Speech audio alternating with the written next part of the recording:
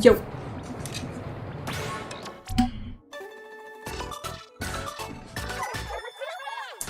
Hello. Why can't you skip news during Splatfest?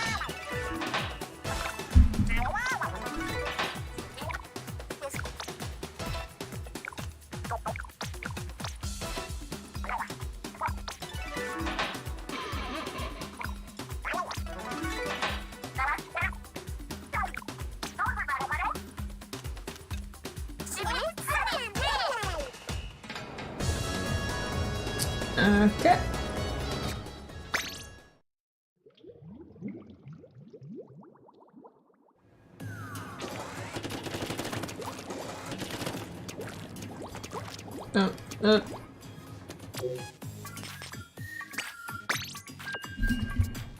I have 400,000 open cloud.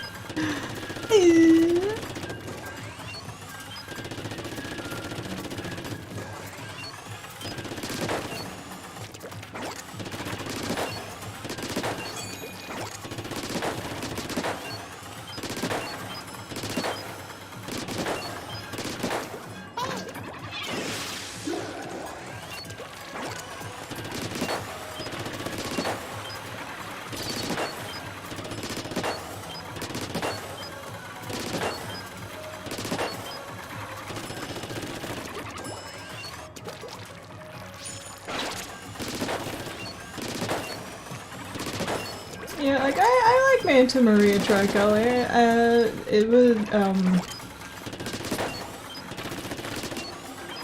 I was not a fan of Brine Water or Eeltail Alley at all, so I'm glad I get to play Tricolor and not be miserable. But also, like, I feel like Eeltail Alley, it was mostly mirror matches, which is just not fun.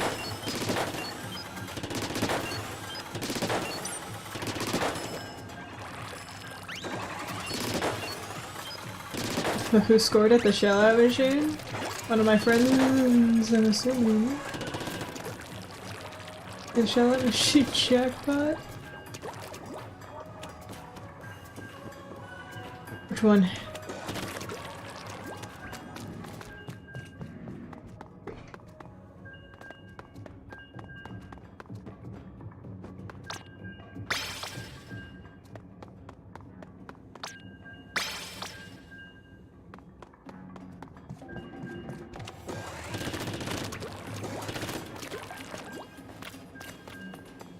None of my friends are up here.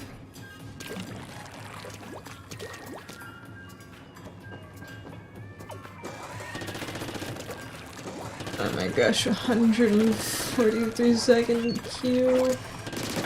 Let me in!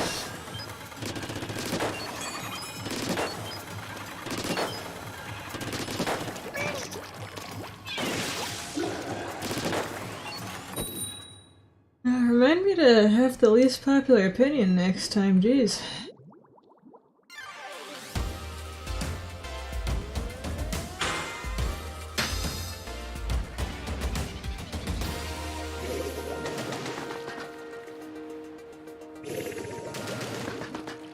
Oh yeah, I won 100x off stream last night.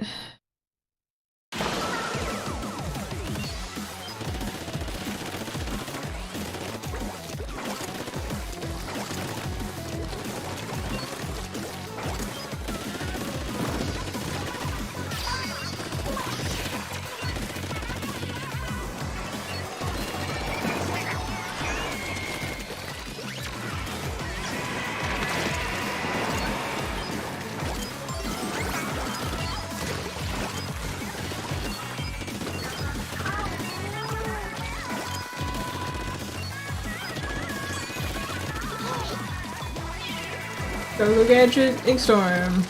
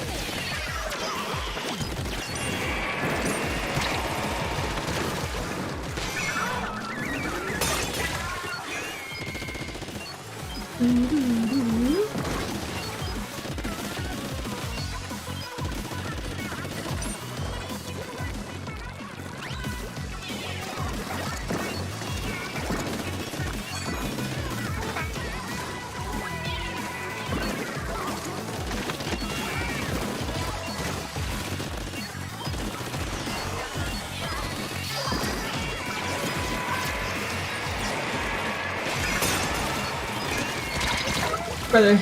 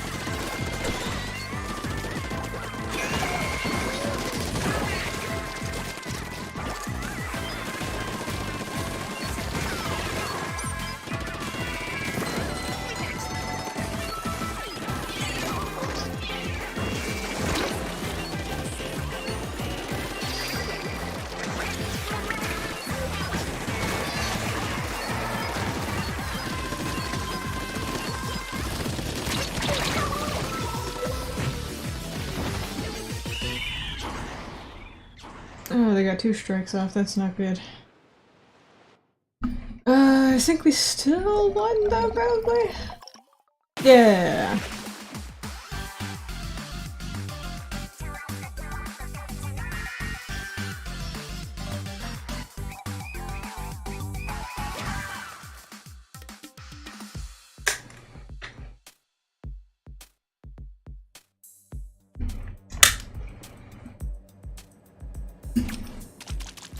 Yippee!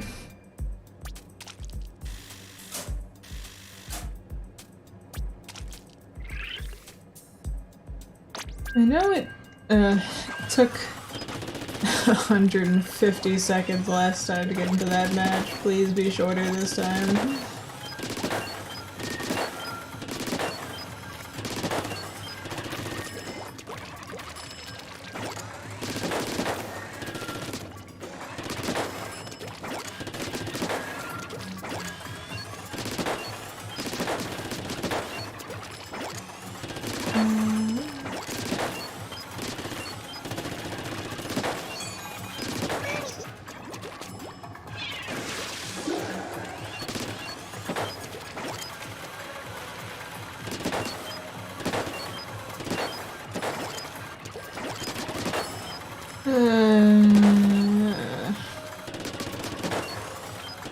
Ooh, you want to Q-sub it? Thank you.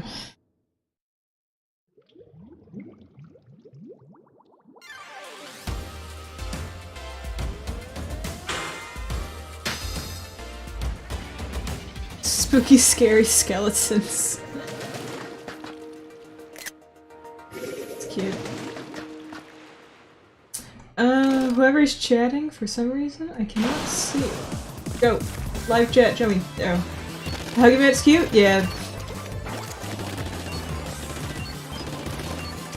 Ah! For some reason, YouTube just didn't want me to see what you were typing in chat.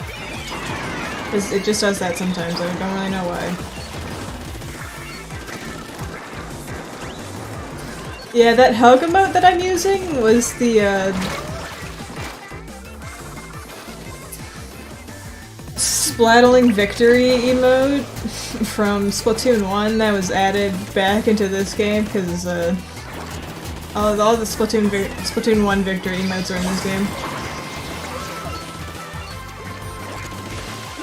I think the hug one is the most iconic one.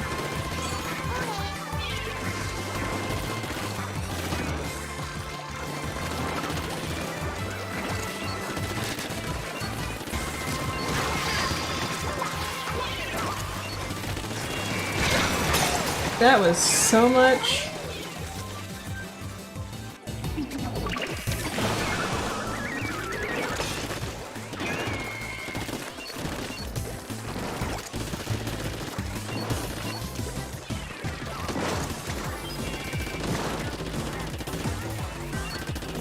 Ah.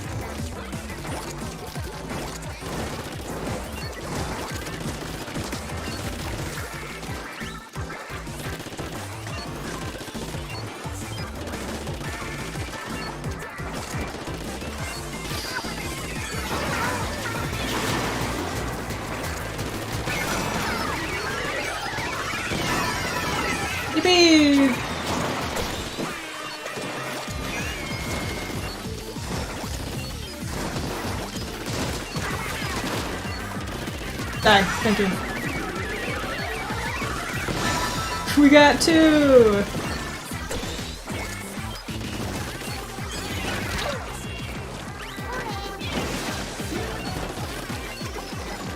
We're still number 1! I almost... Oh my god, oh my god. Ow.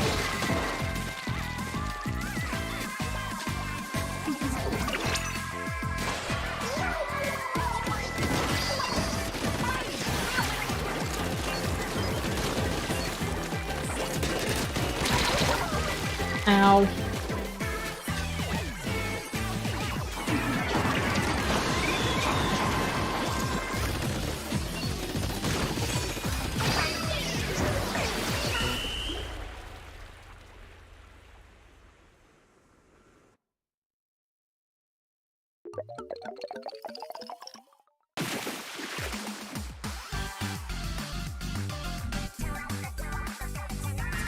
That's true and real.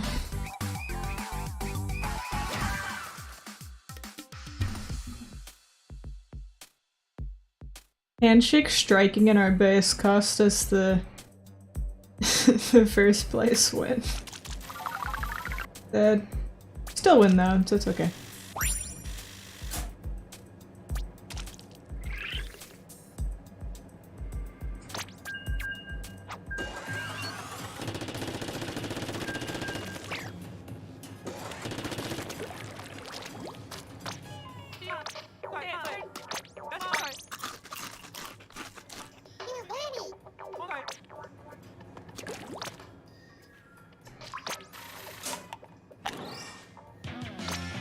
Boo. Boo. Oh my god.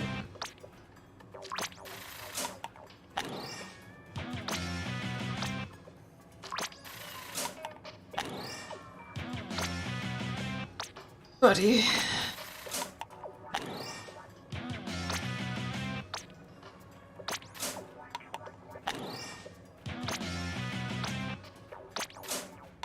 Oh my god.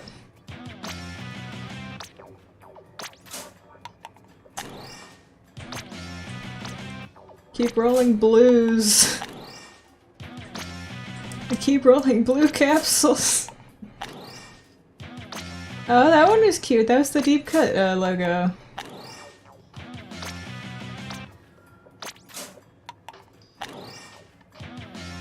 Really? I rolled a purple and a red and it still came up with mid.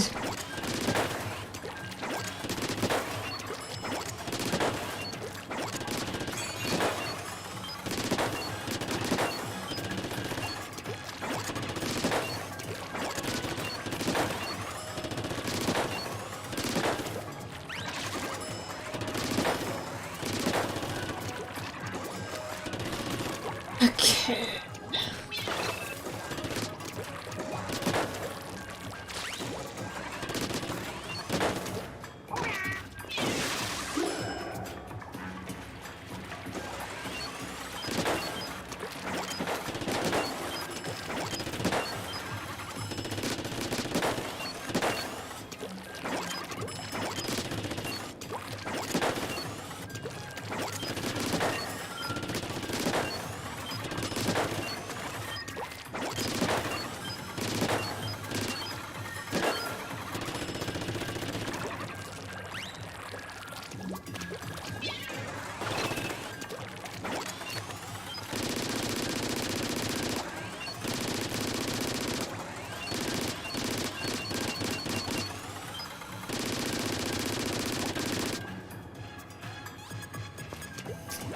Oh, 89 sec 90. Ooh, you wanna cue me so bad. You wanna let me into a match so bad. Ooh.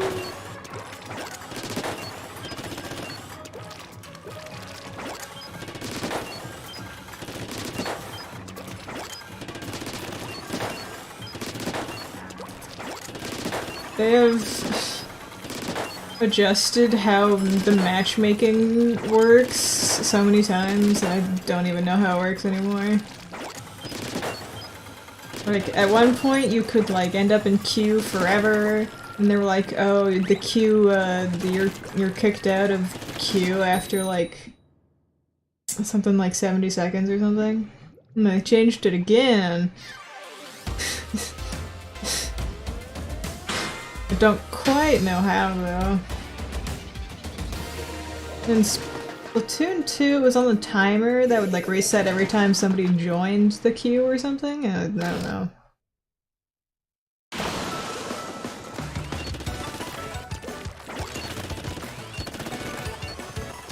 I think, yes, it's faster if there's other people in there with you already.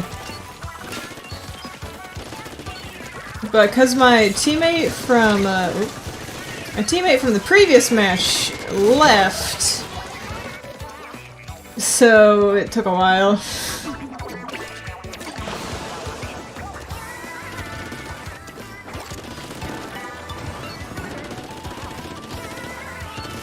But yeah, you queue faster if there's other people in queue with you already.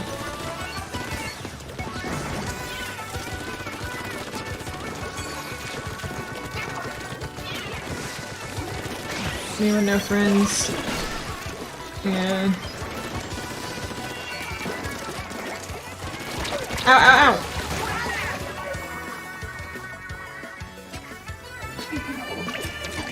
I mean, at the very least, your teammates can choose to stick with you or not. Both in, like, Turf War and, like, actual ranked modes. But they can also just choose to leave.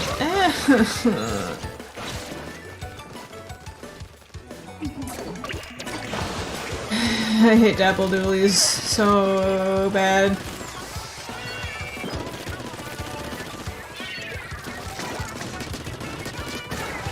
Yeah, I died.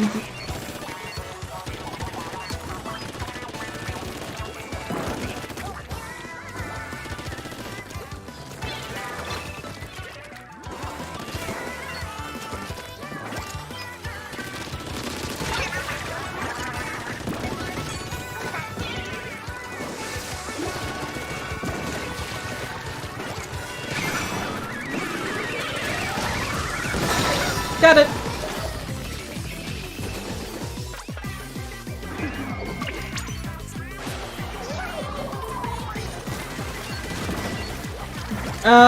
This game has a lot of audio cues, so normally I'll watch a YouTube video while I'm queuing,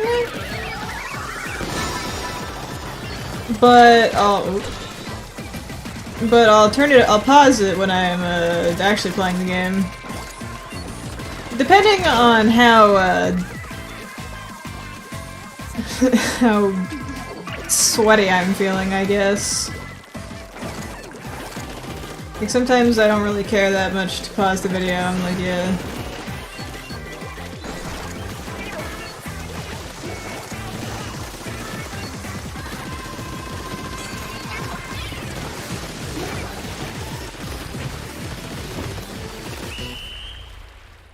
No, I want to multitask, but usually I can't. I'm like, oh, that was like, last night I was playing, right? And I was was watching an Undertale video at the same time.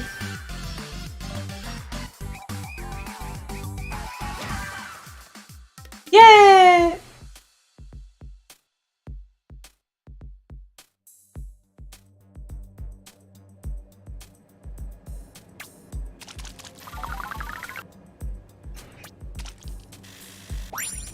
Yippee!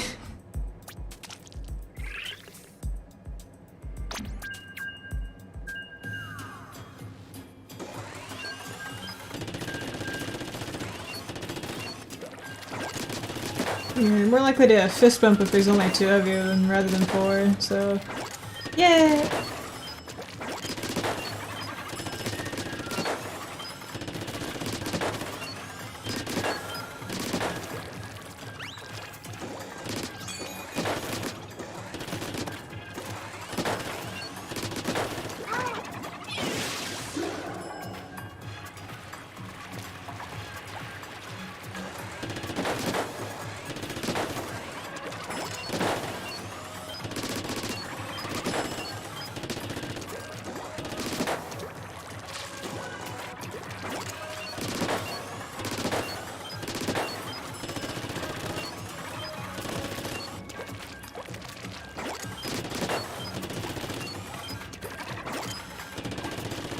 You know, normally you can get a match in like 5 to 20 seconds, but unfortunately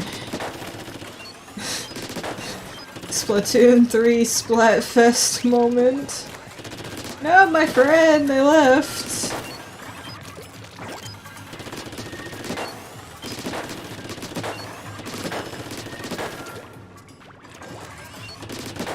I'm queuing into Tricolor Turf War, which means it's taking extra long because it needs to.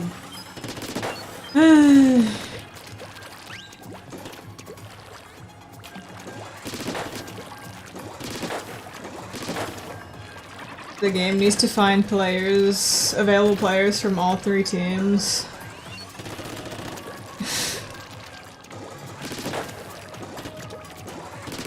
And there's a disparity in popularity among the teams, like Team Handshake is not that popular, so it takes a while sometimes.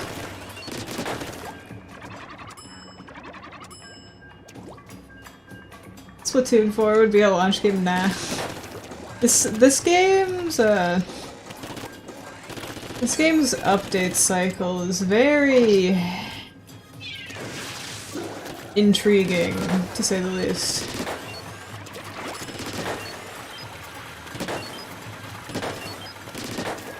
Like, June 1st, 2024 is the last scheduled update? But I don't think it's gonna be the actual last update. Cause like, the devs are always like, in Splatoon 1 and 2 they were also like, oh, we're gonna update the game for 2 years, and then we're gonna have the last Splatfest, and then plan the next game.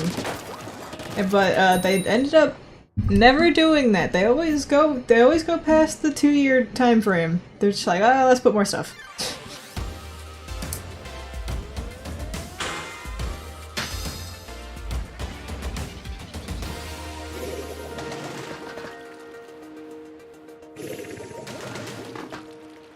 And like, Splatoon 2, like, they went past the scheduled 2 years, but they also didn't start working on this game until, like, after the last Splatfest, and this game took 3 years to develop, so Splatoon 2 lived for 5.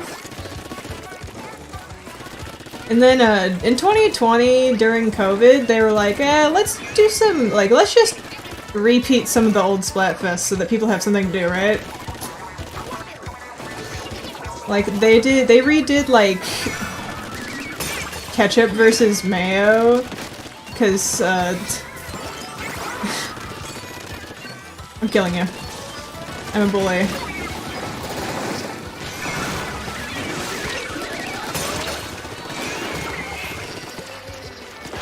Does making a Splatfest take that much dev time? I don't think so. You know, that person's shooting me. They're mad at me now. I'm sorry, I'm sorry. Like,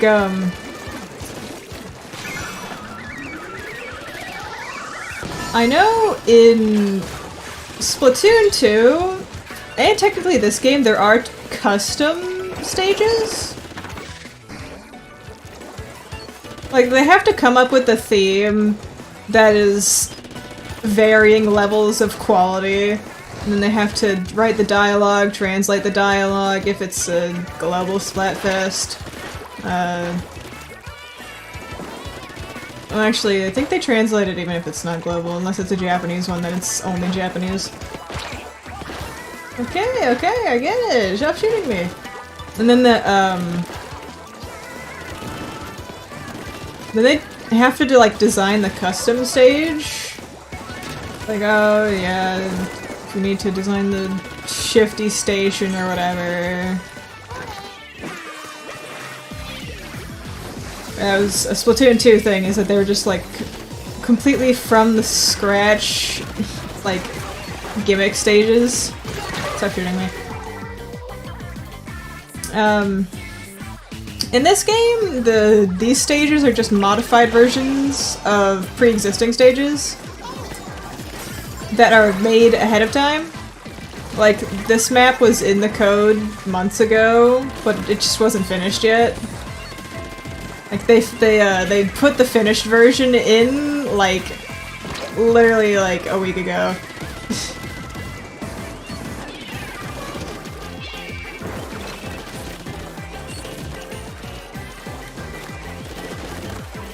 So I don't think it takes that much time. But in 2020, they were just doing repeat ones. Like they're just like front row versus back row. Yeah, European Splatfest themes were not good.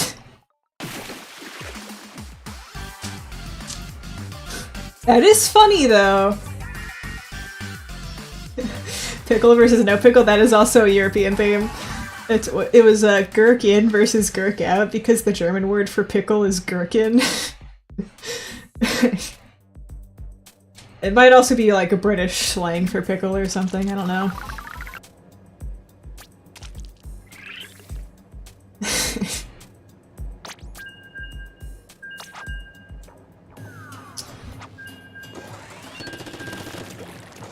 A lot of the Japanese themes are like super niche and specific things that just don't make sense outside of Japan. Like the current one that's going on in Japan, it's about the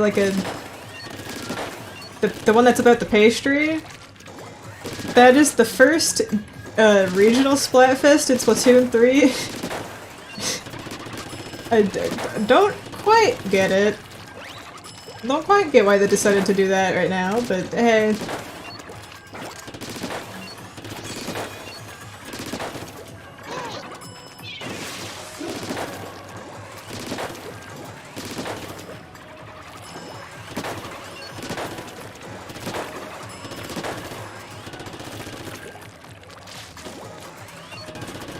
Yeah, Unicorn versus Narwhal is also funny.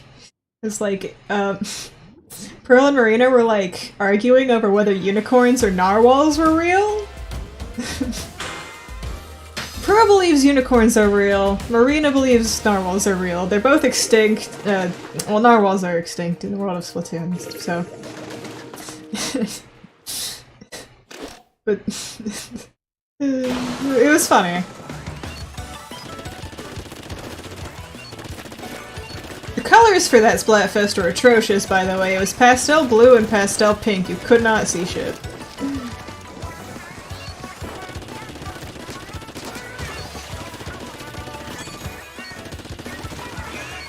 Oh yeah, they're like super deep sea diver animals. Got a lot of blubber because it's cold and stuff.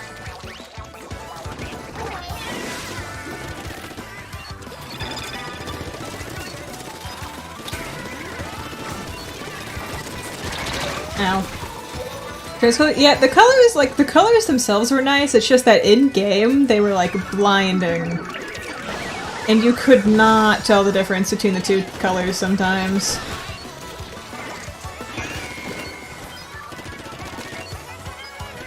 Like even people with completely normal color vision were like, ugh, cannot see a thing.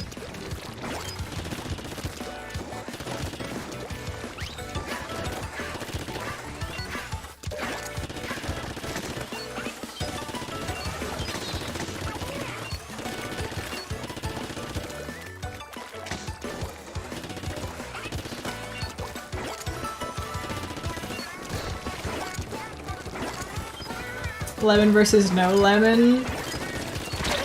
There are so many food Splatfests where Marina is just like the texture.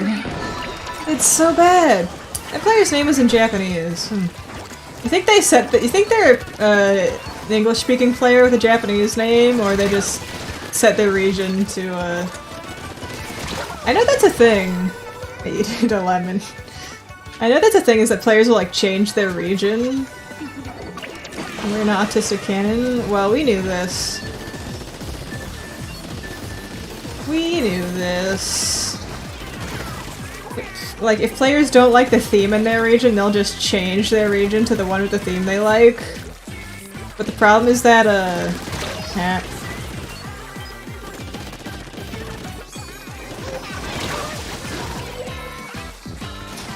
The problem is that you can't play with your friends if you have different Splatfests.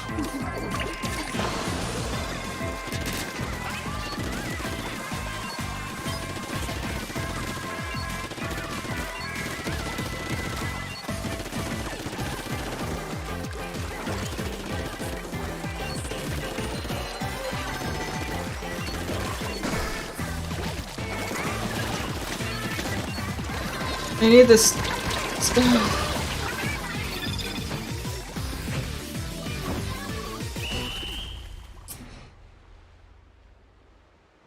Those sprinklers are so irritating. Can I just say that? Like, I know that's the whole point, is that you grab the thing in the middle and it summons a sprinkler. Pearl is so based.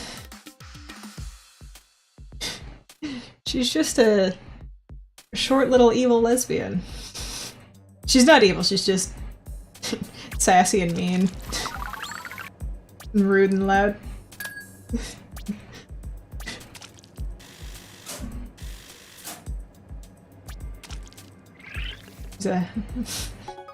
Oh!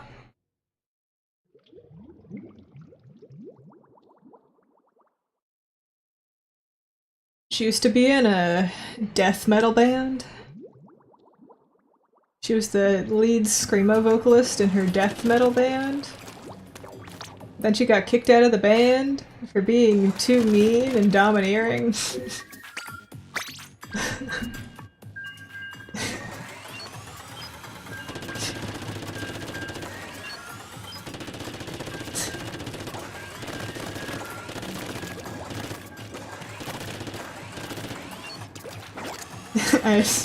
That's so real.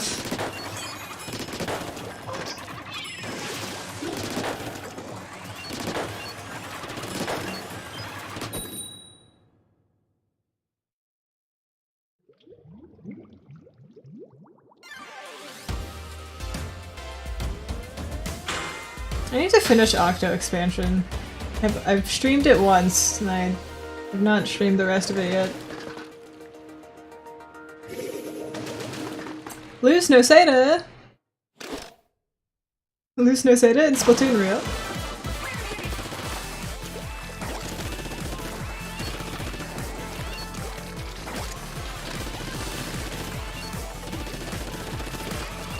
Hey, ow.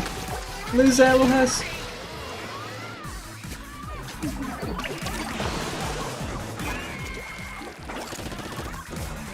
Reflux 450 is such a weapon that is in this game. Remember when Owl House wasn't cancelled? Yeah. Dude!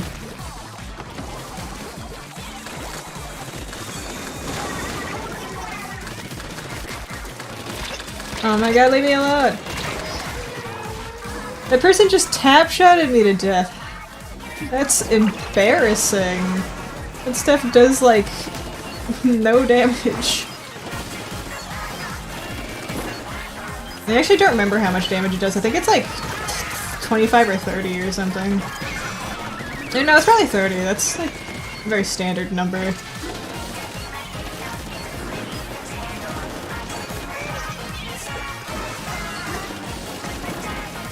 Ow!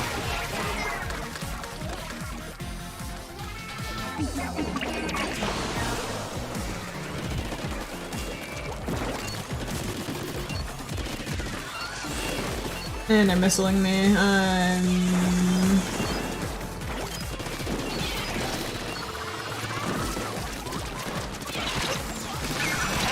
Dang it.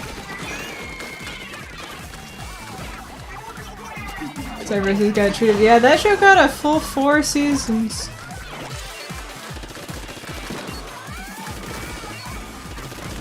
Like, admittedly, like, there are a lot of flaws that I have with Owl House, admittedly. Like, there are actually a large number of complaints I have for that show, but I still like it. Stop! Oh my god. No, I had 4.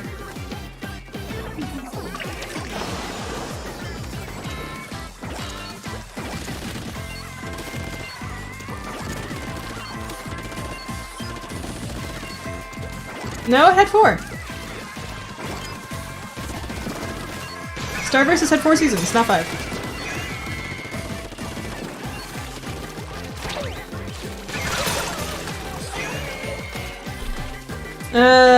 I don't know. Google does not work that well anymore for some reasons.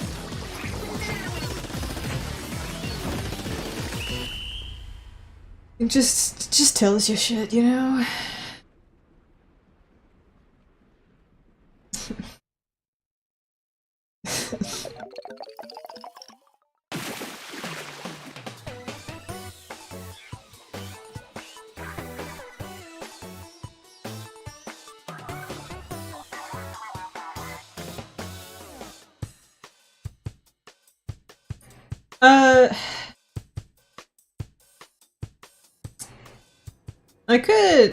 I got 0 kills. That is actually so sad.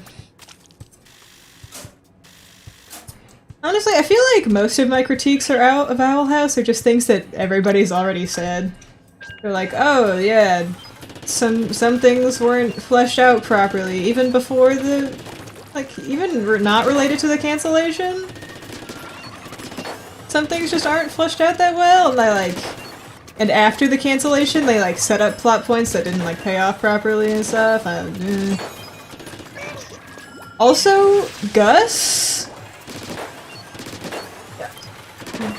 was sidelined so hard. Like, why'd they do that to him? He was such a good character and I liked him a lot, and then he just did nothing.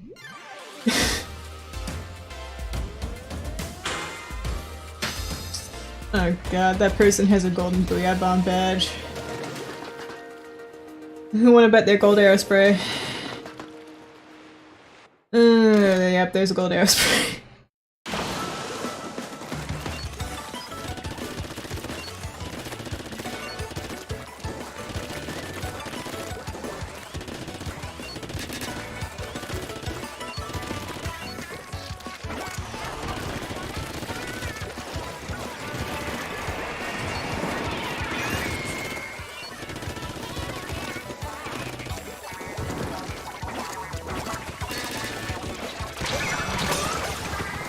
Yeah, that was another thing, is that, like...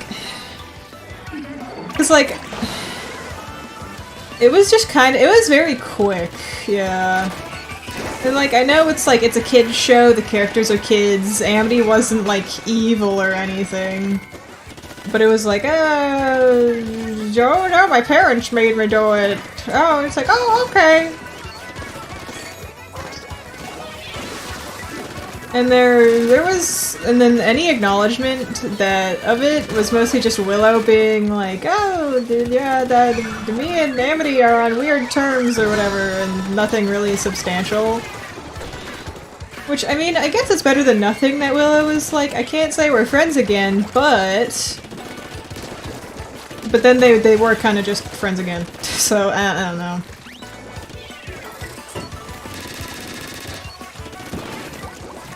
Also, the fact that, like... The thing with, like, Owl House, though, another thing is that, like...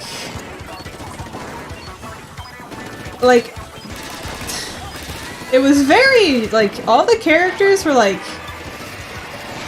very morally, like, black and white, you know? All the good guys were fully good, all the bad guys were fully bad. Like, I know, like, Belos is, like, a racist dictator guy, which portraying him as fully evil, especially in a kid show, is very, very fine. Yes, please do that, right? Like, don't make him sympathetic.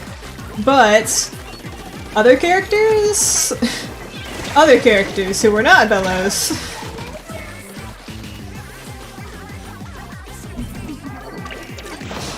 were like Odalia was like completely one note. Kikimora was completely one note and annoying, which I don't really mind characters being annoying sometimes, like whatever, but like her only personality trait is evil bad guy. I shouldn't have died there, that was a throw.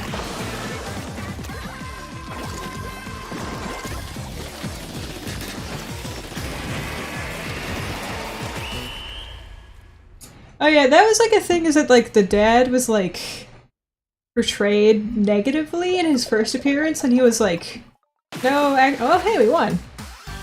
And then in his next appearance, it was like, actually, he's kind of okay. And then the next appearance, it's like, actually, he's a good guy. And it was like, I don't get it.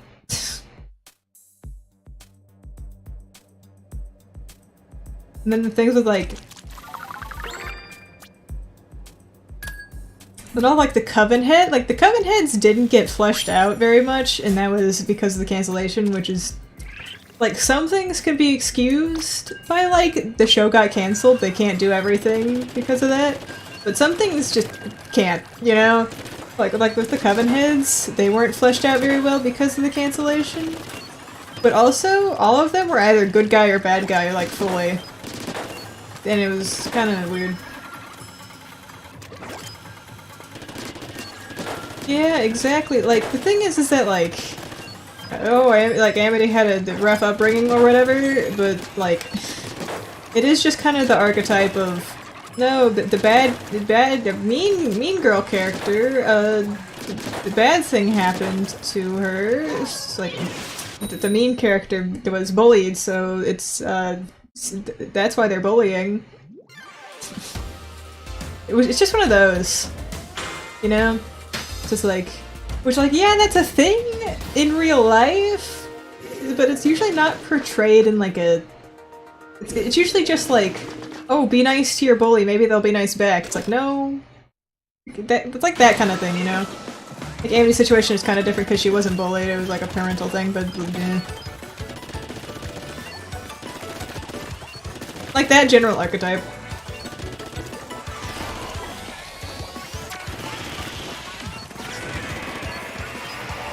Ooh, you want to come up here so bad.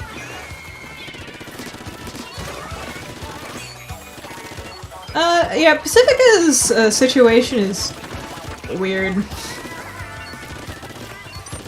Out of like I think Pacifica I like more in terms of how it was, like I like Amity as a character more, but in terms of how it was written, I think I like the writing for Pacifica a bit better. But it's still a very similar situation. Although out of... oh, okay. Like, out of those, like...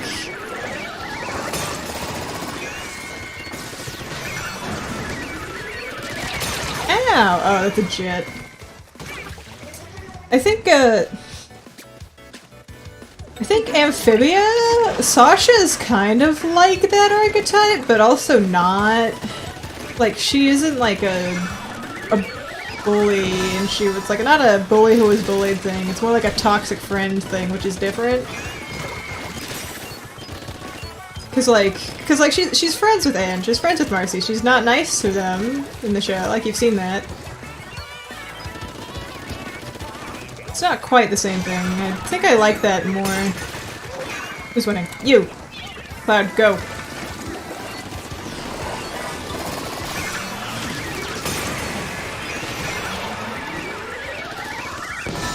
I think, like, yeah, like, bullies, like, a lot of people are, like, mean or bullies because of things like that.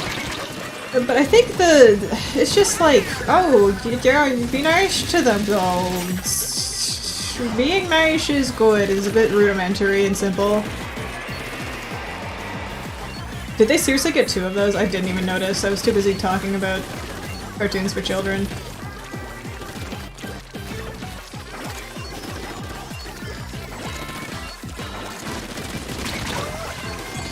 Ow. Yeah, we need to... I feel like we've gone so long without watching it that hopping back into it is going to be a bit difficult, though.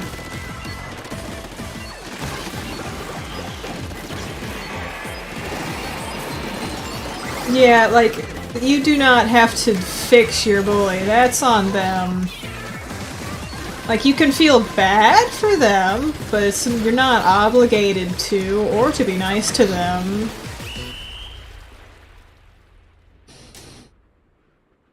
It's like, you can just be like, just like, oh, well, they went through a bad thing, and You know, it's more complicated than that, and I know these are cartoons for children, and they're gonna be more simple, but also you can put a bit more thought into things in cartoons.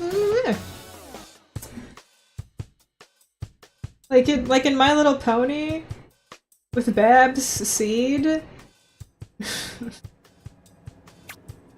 That was crazy. Where it's like...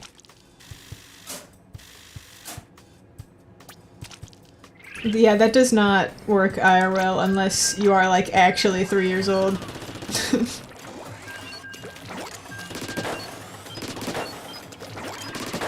That's more like a... That's something, like, for adults to do with children. Yeah, the song is catchy, but that episode is not good at all.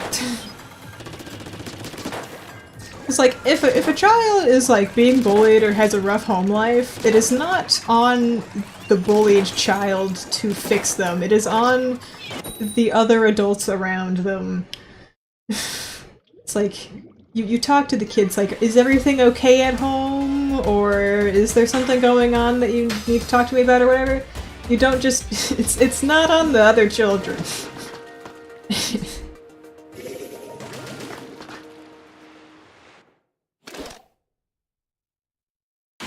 It's like, yeah, I know that not everybody has adults like that in their life, but that is still who the responsibility is on.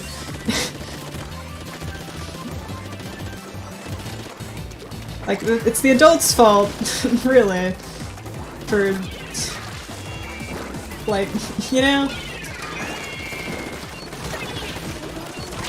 Better.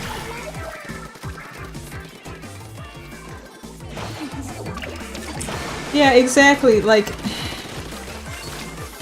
I know Applejack, I know that was, like, one of the morals of the episode is, like, oh, if you're being bullied, just talk to an adult, which, like, yes, you should, but also, when it actually happens in the episode, Applejack is like, derp derp. You know? Like, she ain't do shit.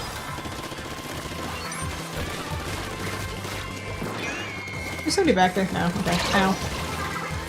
Yeah. It's okay, like, you also, like, you teach the kids to stand up for themselves, right? But you do also intervene when you see bullying, like, when you see it happen, you do something about it. Ow. Babs is- yeah, exactly.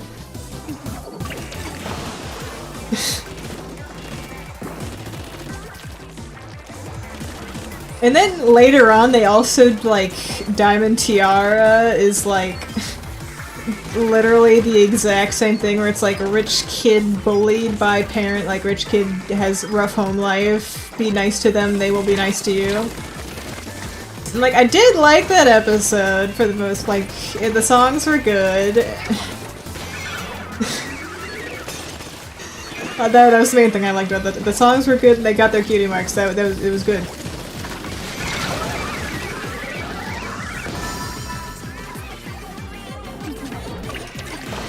But, yeah. Yeah. We rarely saw them, like, interacting with adults in any meaningful way. Yeah.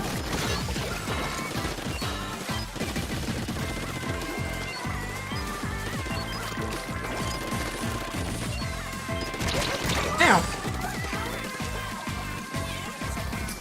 Oh, yeah, Rainbow Dash was, Rainbow Dash is really the only one, huh? Get that damn bubble out of here.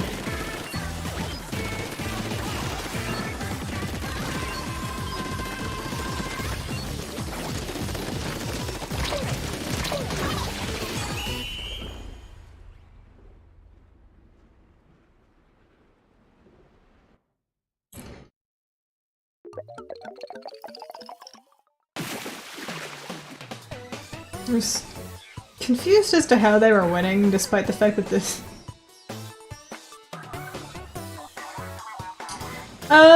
Yeah... Yeah... Like, I know that episode in particular was written by... Yeah, I know it's like a whole thing.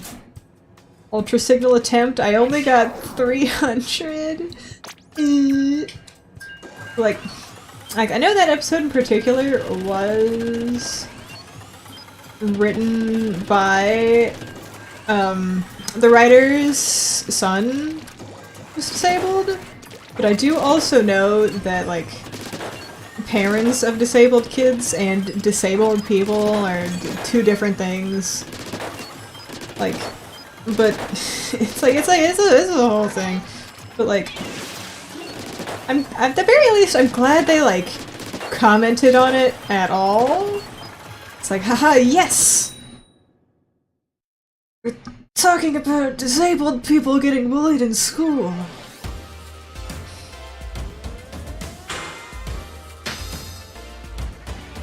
Like, that's a good thing to talk about. But, like, it could have been handled differently. I don't think it was handled poorly at all.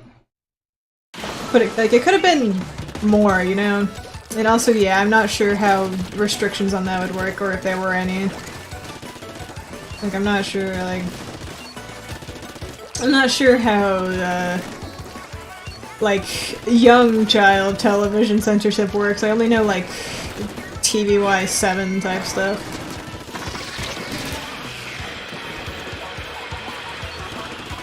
Yeah, this whole Splatfest is just cantaloupe and watermelon. Just like that one video game about the fruit.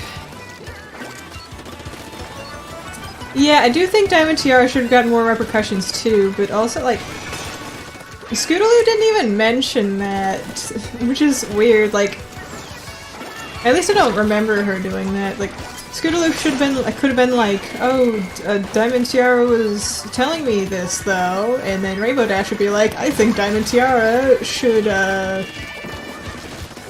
KYS, you know? Haha, I got it. And yes, yeah. Like, it's like, disabled people can still just feel badly about themselves even without bullying, like even without like intense bullying like that. But that is, she was getting bullied, she just didn't say anything about it.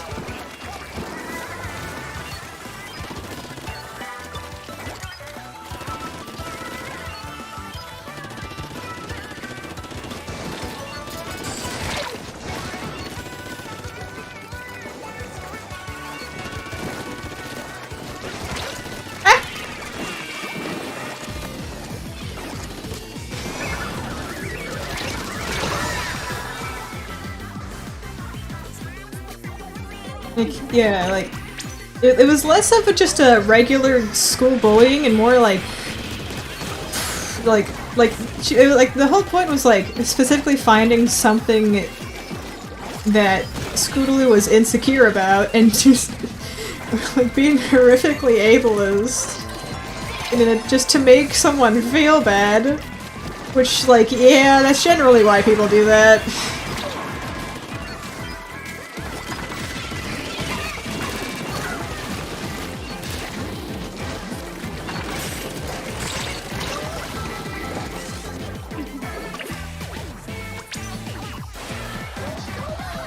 Yes, it was.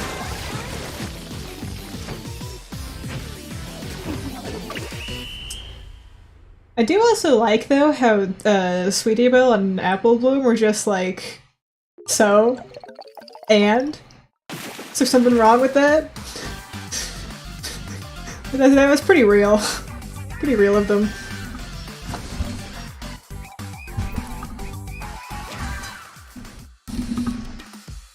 Cause like, it's like that's what you should do in that scenario, right? It's like if your friend is getting targeted by anything like that, it's like yeah, my friend's disabled. What's wrong? And is that a bad pet? Like, you talk to your friend and you'll be like, yeah, later on in the episode they got mad at Scootaloo and I'm kind of like, I mean, Like, yeah, Scootaloo was being, like, she was like, very focused on herself and stuff and like overworking them, blah blah blah. But like, no, like earlier on in the episode when they were like reassuring Scootaloo that nothing was wrong with her and Diamond Tiara is just being an asshole. Like that was correct. You know?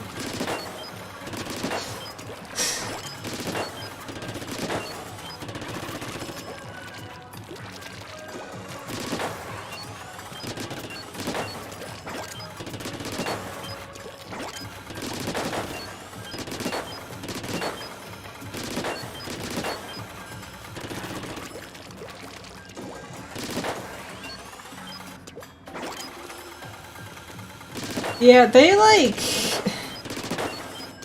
That's the thing about the CMC is that, like, depending on the episode, they were either 5 years old or 13, you know? Like, they looked small and tiny, but you could never really tell.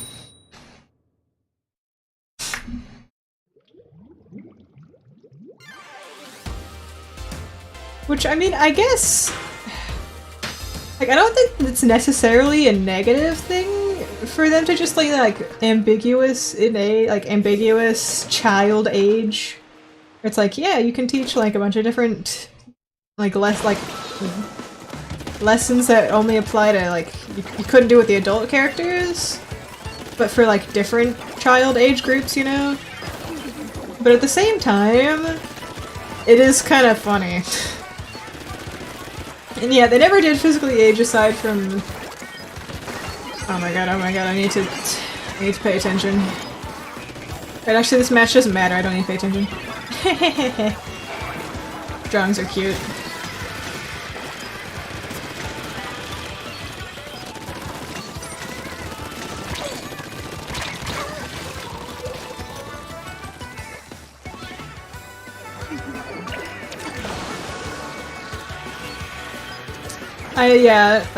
Yeah, they didn't age at all throughout the show. Like, they looked the same the whole time, aside from when they added the cutie marks onto them. Oh yeah, this drawing right here is one of, like, the default drawing. Like, if you turn off plaza posts, this is, they get replaced with the pre-made ones that were made by the crew on the game, like the staff. And those are a few of them. So you can still see plaza posts, they're just not people saying that we should kiss and fist each other.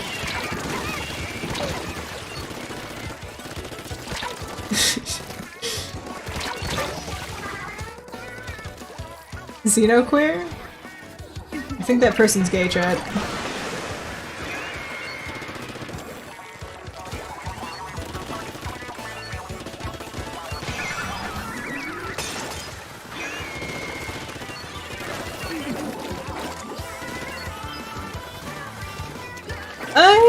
Yeah. It was never really clear.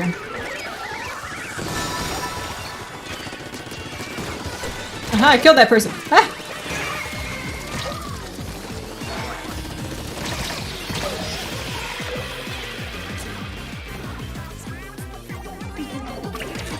Yeah, like, sometimes a fictional character not having a confirmed age is weird and confusing. And sometimes it doesn't actually matter, you know? Like, in this case, it's like, yeah,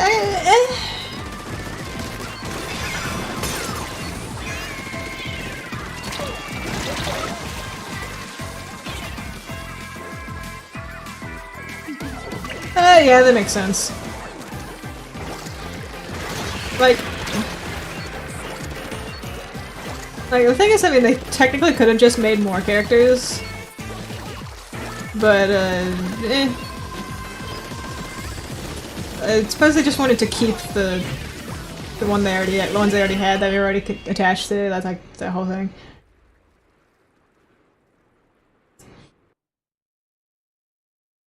Oh, my shoulder is so sore. Yeah, that's what I'm saying.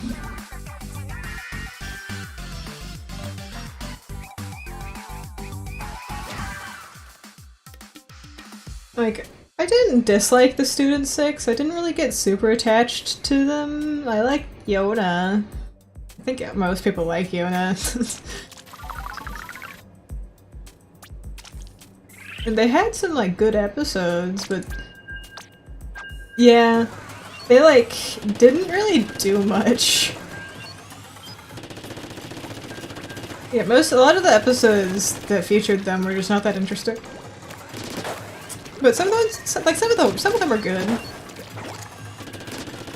Also, can we talk about how, like, their, like, special clubhouse showed up, like, twice in the entire, like, showed up literally twice. It was on 2 episodes, and it was in, like, it was on screen for, like, 2 minutes. Actual most blatant, second most blatant, toy set advertisement. I mean, I liked a lot of the Season 7 episodes. Season 8 and 9 were very hit or miss for me. Then again, Season 6 was also pretty hit or miss for me.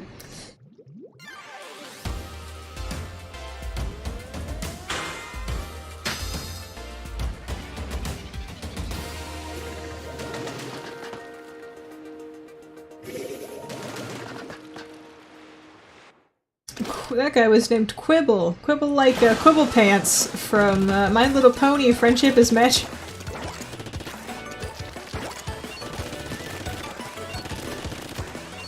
Voiced by Patton Oswalt. And I didn't kill that person. Season 5 peak? So true.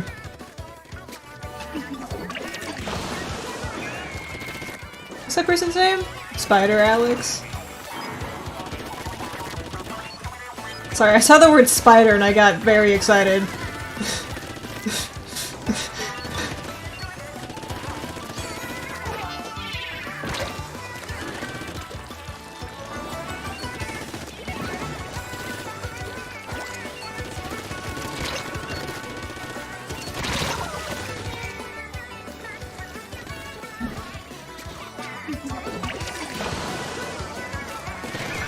Starlight is definitely a character who... I don't know, they're just... I don't know. Man, I'm running away from that thing.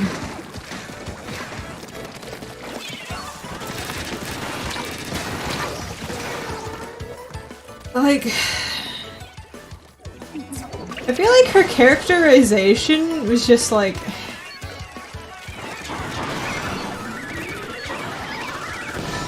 I feel like they just wanted her to be, like, multiple things at once that she just couldn't really be.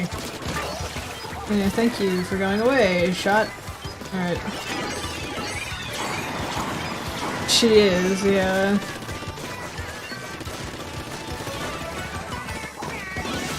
I'm grabbing this.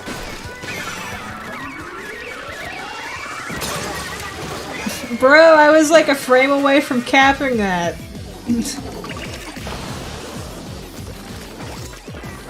Like, I just feel like Starlight's, like, arc was just kind of, you know...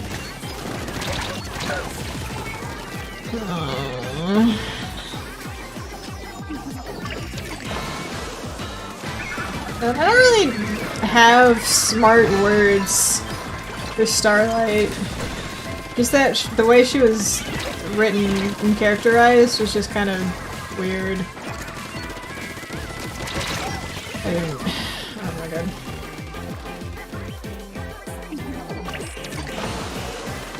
Yeah, that was like... I was literally not even thinking about that. I forgot. Oh my god.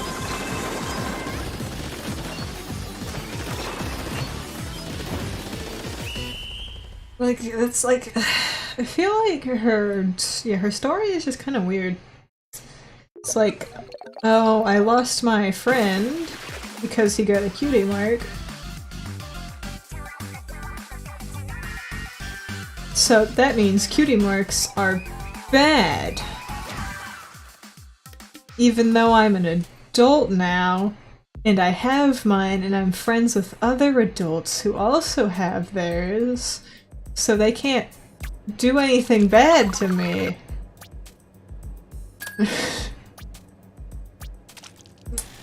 But I hate them because of reasons. And now I'm insane. And I'm trying to change the past, because I hate Twilight Sparkle so bad.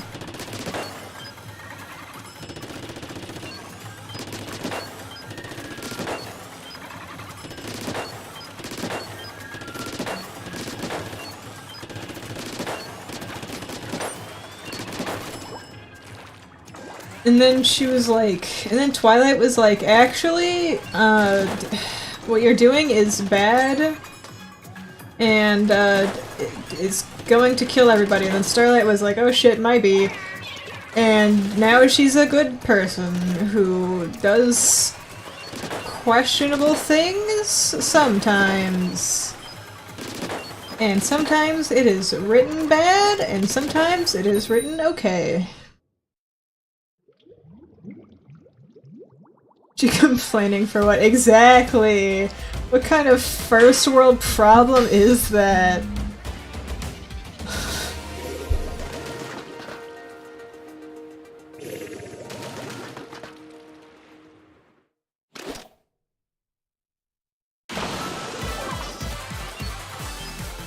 Yeah, exactly. That is just not what communism is.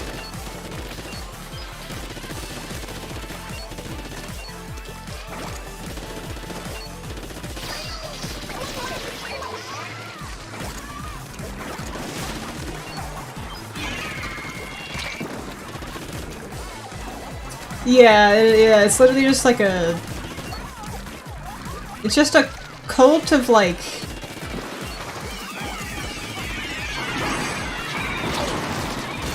It's just a cult where you give up your individuality, which is just most cults, to be honest. Like, most cults require you to give up your individuality, but specifically this one, it's like marketed as giving up your individuality, you know? Like, normally they don't tell you that you're not gonna be your own person. But hey.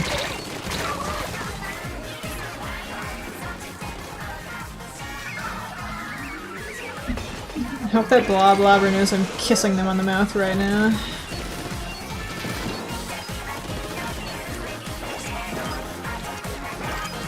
That's actually comedy.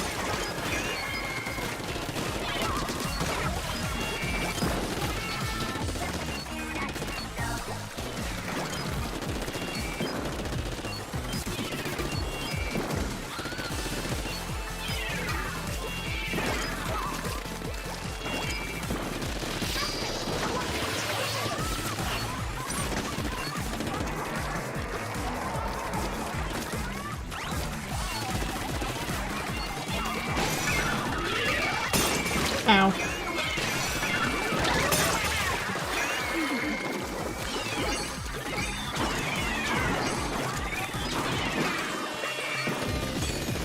She was most certainly not a morally gray antagonist, no. You could comment on the moral dubiousness of her, like, reformed, redeemed self's actions, but... As a villain? No.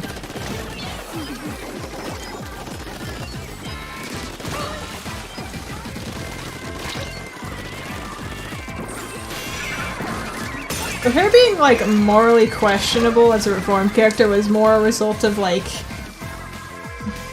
bad writing rather than, like, an attempt at making her just like, ah, yeah, brainwashing people is bad, but it's okay because I'm still learning how to be a person. Oh, that was a weird episode. Why'd she do that?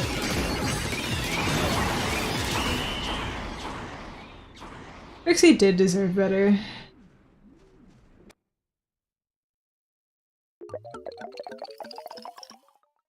Like, excuse me, why is this poor transgender lesbian forced to be in love with the world's most mediocre woman?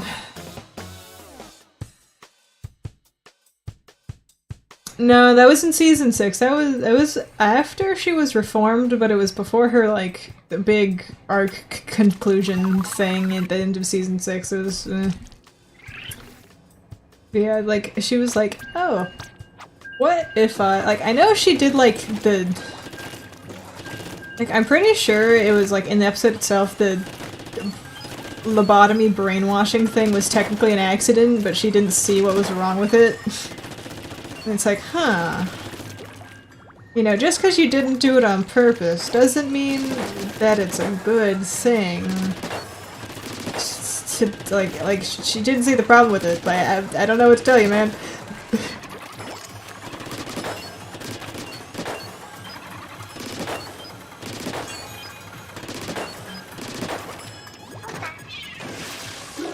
So I think the concept of friendship lessons is so funny. Trixie did deserve better in general.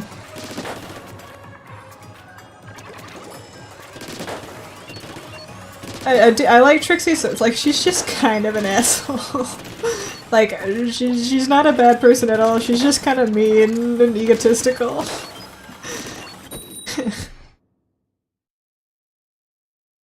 She wasn't even annoying, she was just she was just a little ego-y.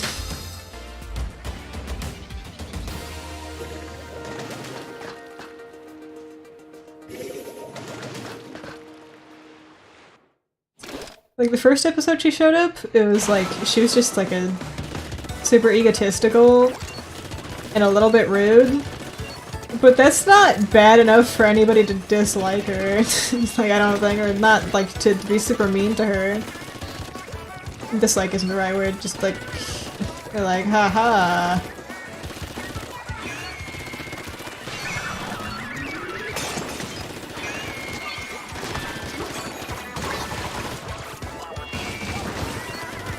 Trixie is an average Splatoon character. Yeah, gay and mean.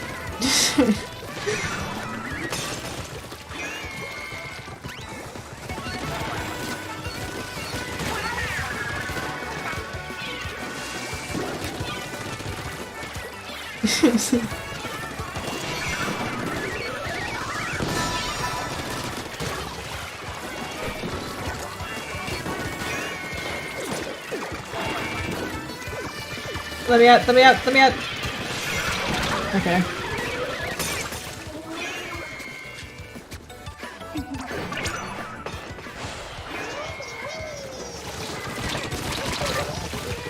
The time Marie told Callie to kill herself live on TV. I don't think I should have said that on YouTube, by the way, but yeah, in case my channel ever gets monetized, this video is not going to be. Kraken, get away from me! Kraken, get away from me! Kraken, get away from me! Kraken, get away from me!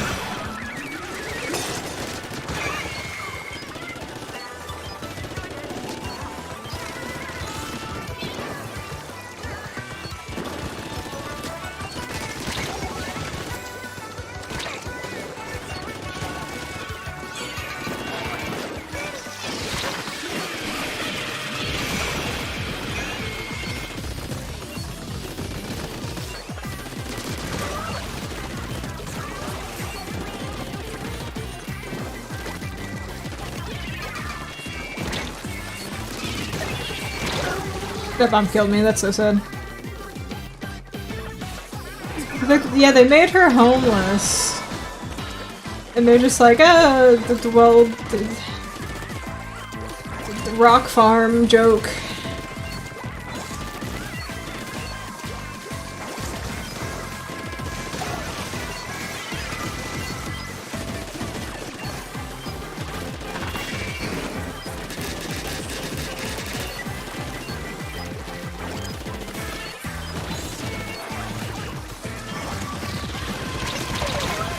Yeah, nobody in Ponyville has ever been to, like, an actual, like, magic show or like stage performance, being mean to the audience is like one of the more common things to do.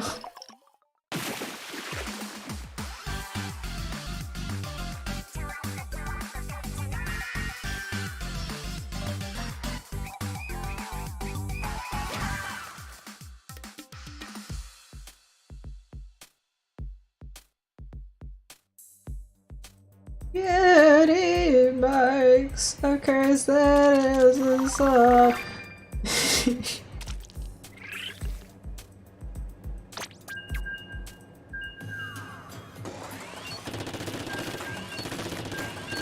Like, I understand the moral, like, it was a season 1 episode, the moral is like a...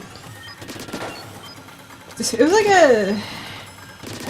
Like, it's like, oh, you can have, like, show off your talents or whatever and skills and stuff, but don't be, like, rude or egotistical about it. And it's like, what'd you do? Like...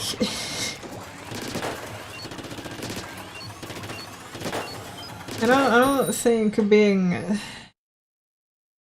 think being a show-off is worth, I don't think it's an equivalent...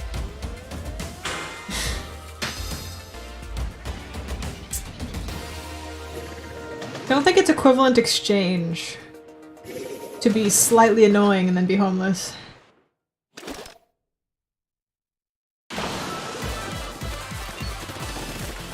Yeah, exactly, like I know the idea was like to parallel Twilight, but Twilight's actual talent is magic, not like a magician, which is different.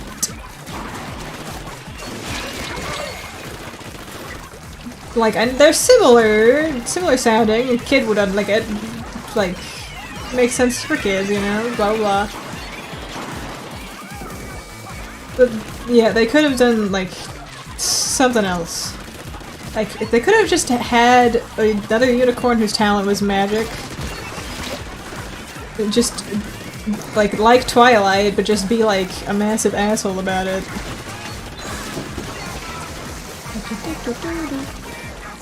Anything from the store? Waffles. Also out of, raisin bagels.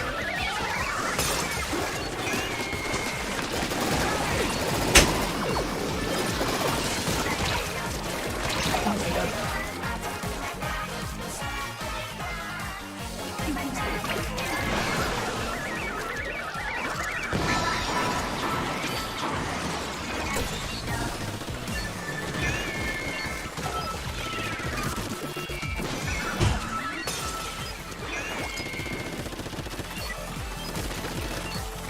It's up here.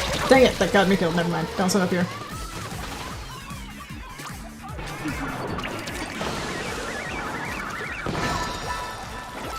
Yeah, we got 2. Yeah, that's like... Like, I know it's like... Oh, she was, she had skill and that's why it happened. It wasn't just like a nepotism, like, born into privilege thing. But like, she still had privilege, and it's like, there are plenty of talented people who don't get recognized for their skill.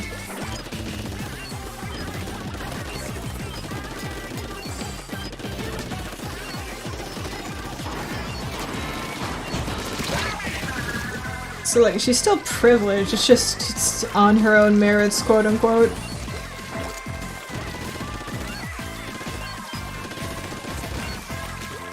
Meritocracy.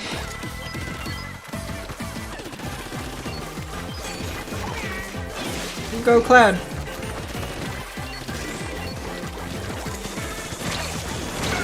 Ow.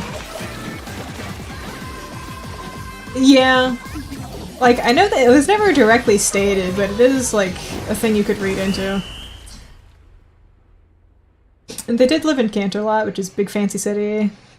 And they had, like, the opportunity to even, like, enroll her in the school. It's like a... Although it's less of a she's, like, they're trying to imply she's privileged and more of just a... It's like... Well, it was a kid show. It was rude. They didn't really like go out of their way to say it or anything. I think it's more of just a. I think it was more of just like a. I don't know. I don't know how to explain it.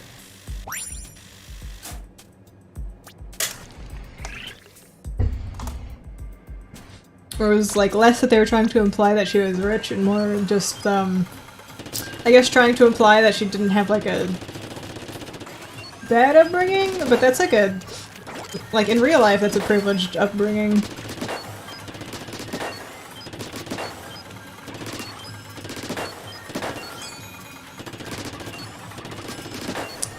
Although maybe they were trying to imply it, but also maybe not, I don't know. I am not My Little Pony writer.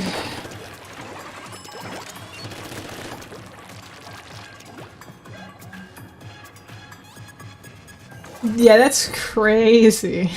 It's like, oh, I couldn't imagine being Applejack, and I devoted my whole life to doing hard manual labor, and like, sure, she likes being an apple farmer, but like, how would it feel if, like,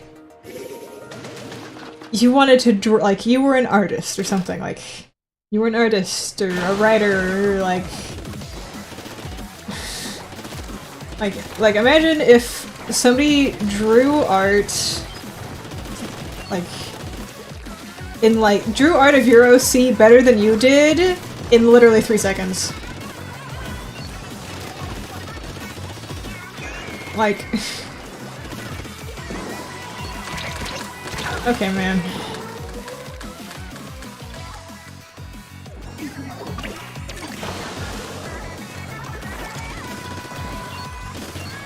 Yeah, it is extremely funny though. It's like, you dedicate your whole life to this thing, and then literally some random person who just does it better than you, and more efficiently than you.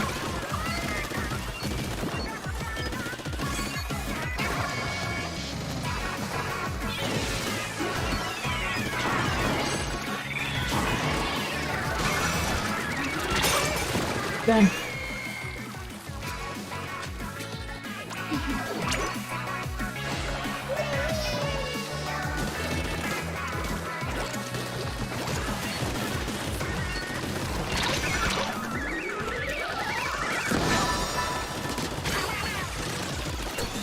Oh, that's why the spot is here. Okay, that makes sense.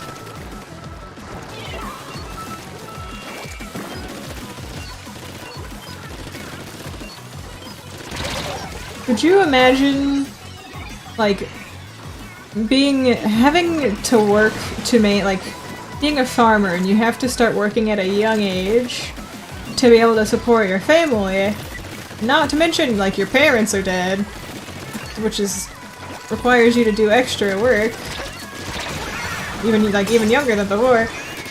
Meanwhile, Twilight Sponkle.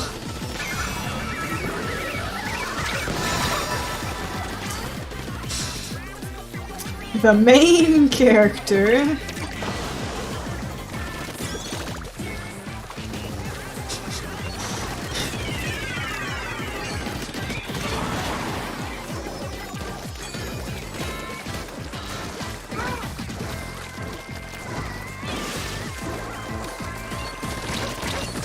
Why is there a guy behind me?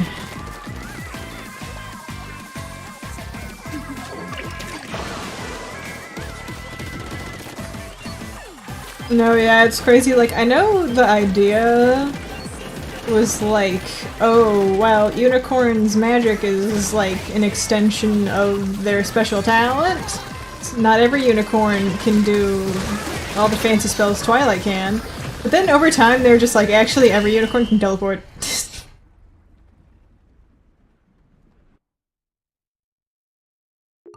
Yeah, there if anything, just, yeah.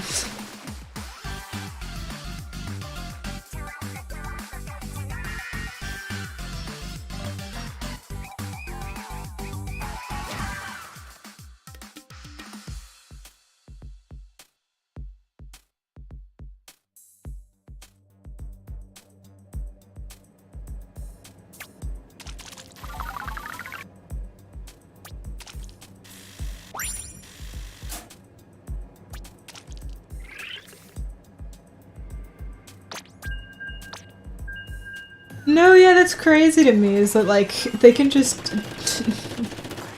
like, I know they say it's a hard thing to do in the show, but, no.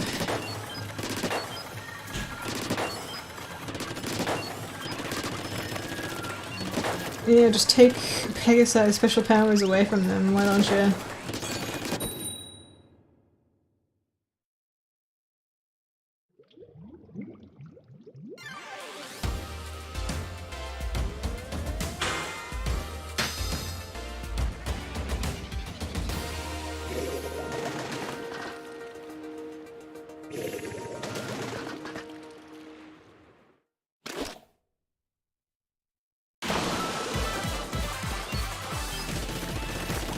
Also, like, it's implied that some spells don't require magic, like unicorn magic or anything, like you can just slap two plants together in a pot and it'll make something happen. But they don't really go into it ever. Ah! Make a dark fic about the glasses of My Little Pony friendship is magic. Alright, bestie, give me $1 and I will make that.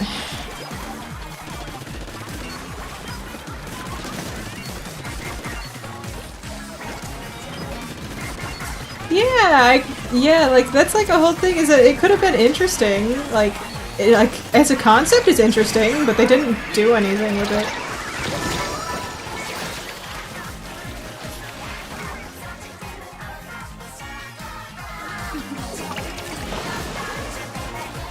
Like, I understand making slop in a pot isn't as cool looking visually as magic laser fights, but there are slice of life episodes in this show too, you know?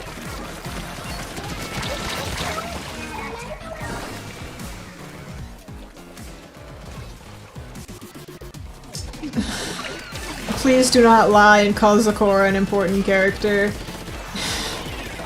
As much as I like Sakura, when was she important?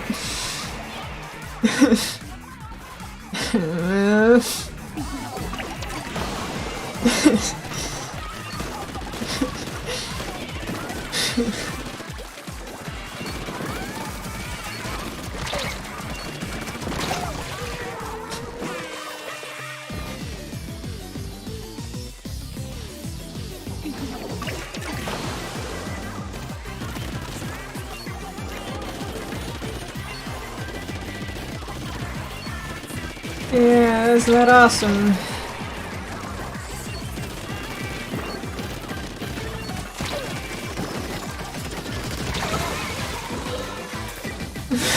Random plug. Yeah, she didn't really like. I like Sakura. She didn't really do much though, especially later on in the show. Like what? What was the last episode she appeared in? The one where Fluttershy is like has a body swap with Angel Bunny?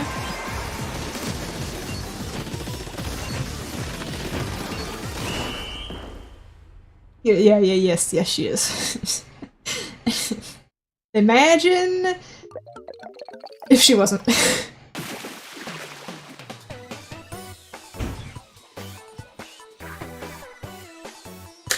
Like, I know it was 2010 and people had like really low standards for that kind of, or people didn't really care about that kind of thing. White people didn't care about that kind of thing, people of color always did, but...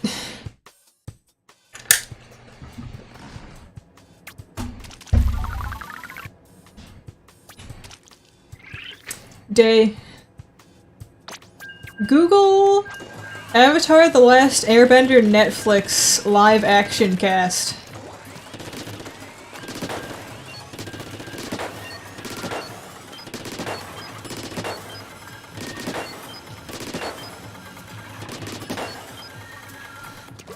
And tell me how many people are not the same color as their character. And tell me how many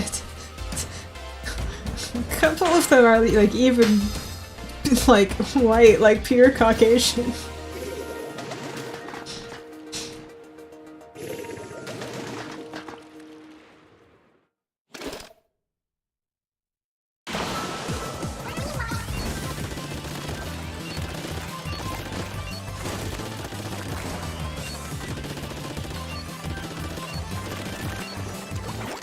Ghost in the Shell live action movie? Scarlett Johansson, when I get you!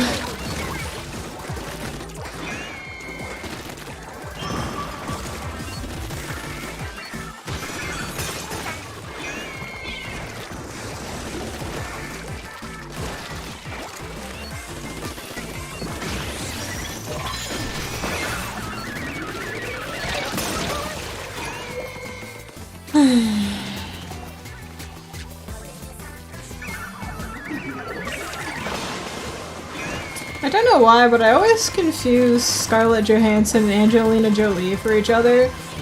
Even though I've rarely seen any movies with either of them, and also they're not similar at all.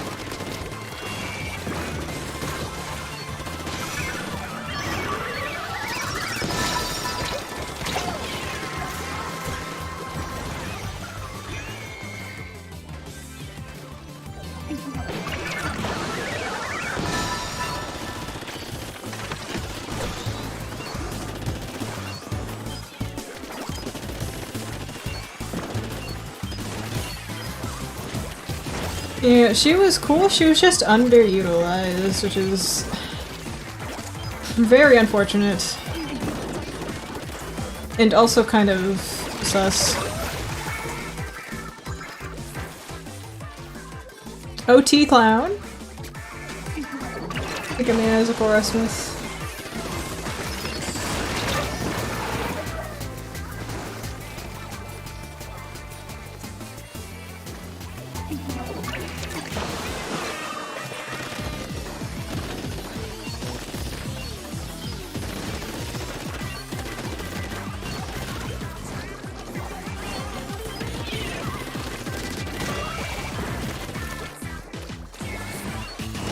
I see. I was like, who is Smith? Or is this a real person's name? Because Smith is a very common last name in the United States. It's like... I'm pretty sure Smith is actually the most common last name in the United States. So...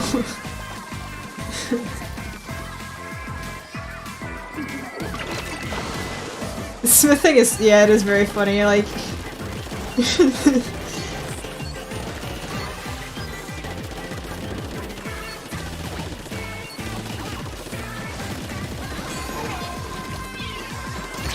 Ow.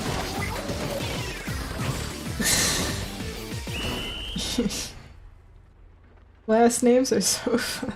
Like, giving your kid, like, a fictional character name and then just having, like, your real common last name.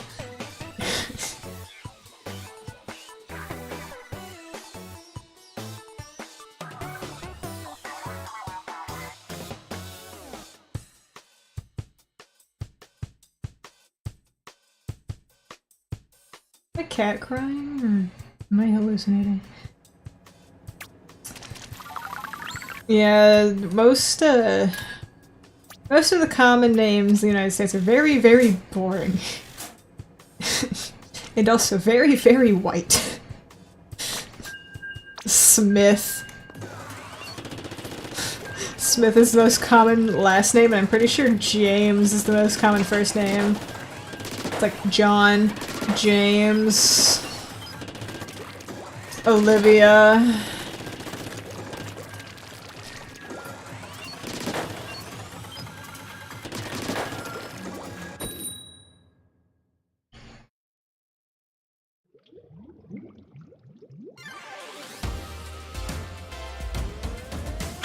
September 11th? Why is that their name?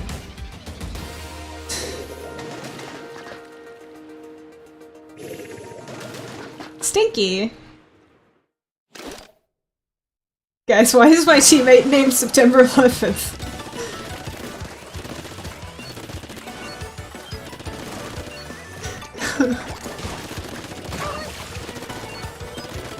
Stinky. There's a Twitter account called Splatoon Names. It's just dedicated to posting screenshots of like Splatoon players with weird names.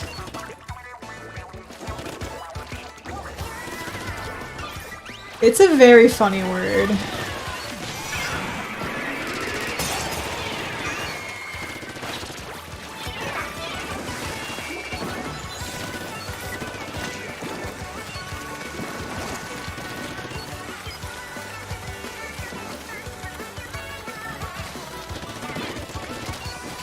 Ow.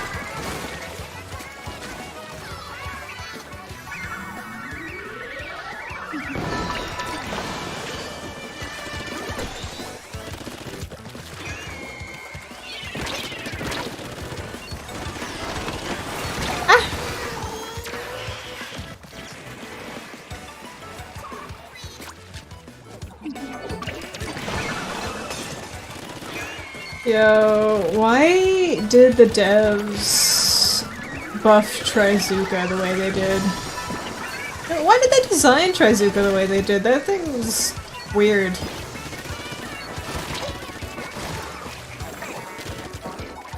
I know, right?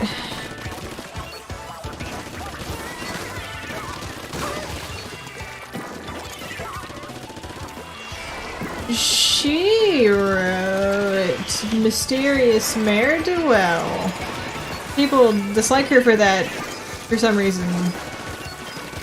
Like, yeah, it wasn't the greatest episode, but like... brother. Go!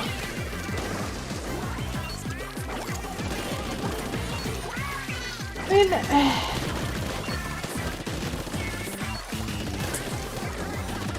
I don't think they were like... It wasn't a... like a people call it out of character. Well, not really. I think also... I think the concept of them like trying to humble Rainbow Dash is really funny. Just in general.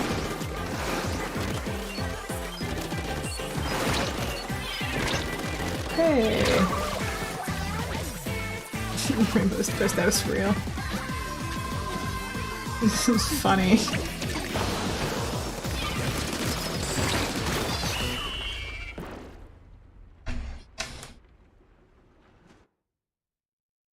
Yeah, literally, they were like doing good deeds. It was just they were doing good deeds. It was just to humble her.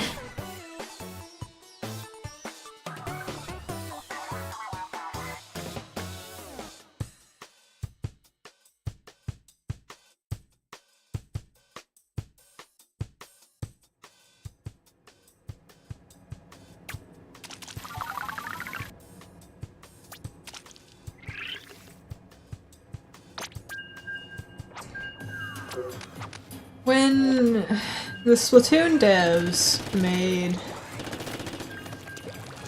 Trizuka, why did they make its hitbox like that? Like, okay, it's like a bazooka that fires 3 shots that travel in like a sort of spiraling corkscrewing motion. So when it hits you, it'll either hit you directly or indirectly. Because like sometimes, and also sometimes it'll just miss you because the hitbox corkscrews. And it was super inconsistent, even though the special itself was like aside from the inconsistency, it was like good. And then they buffed it, and now it's the best special in the game in like a way that's like complete bullshit. And then they nerfed it by like... They took 7 damage off of it. Awesome. Still a 2-shot. Still a 2-shot if it indirect hits you.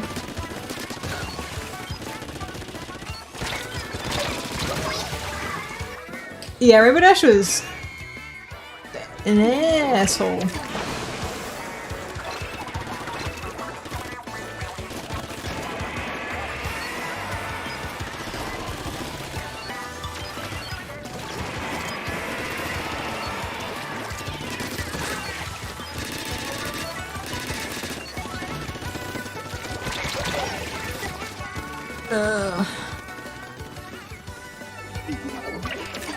Just why Brony's like, ah.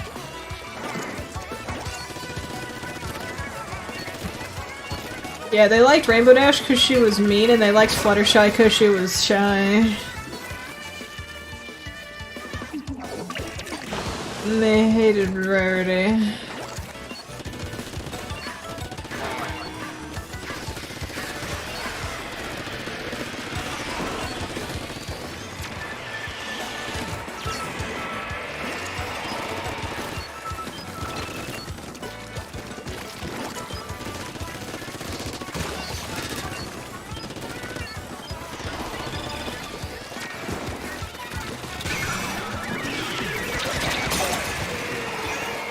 I stepped on a sprinkler.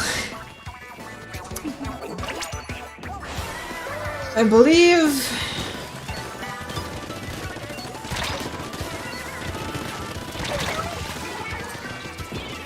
Guga? Yeah, I'm pretty sure the hatred for Rarity is literally just misogyny.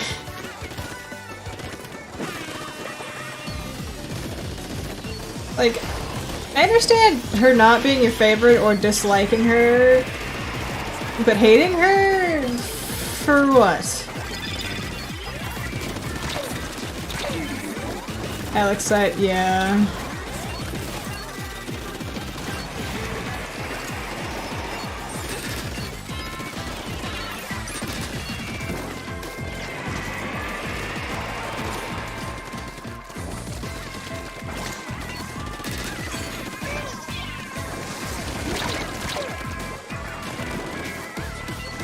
Yeah. That was weird. But that's usually not what they, like... That's not always why they hate her character. Like, I've seen people be like... then their main criticism of the Rarity Spike thing was usually not that it was weird, and more like, oh, she's leading him on, she's so blah blah blah. And it's like, question mark? Perhaps.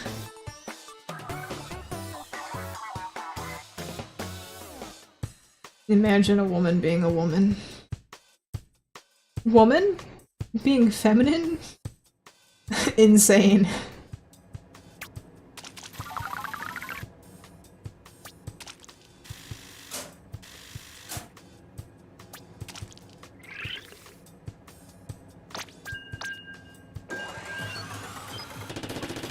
Like, I understand people just, like, love to hate on, like, women and their interests and, like, femininity and stuff. And they also hate on masculine women, too, as a... cannot win.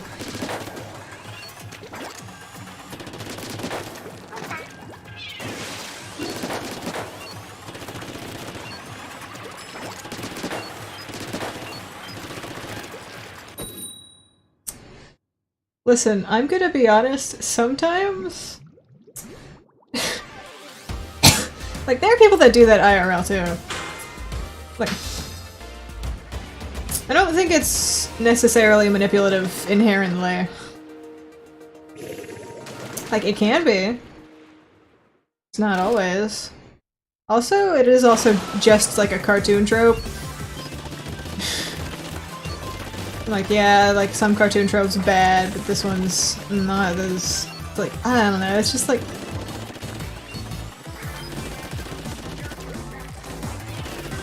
You know? Ah!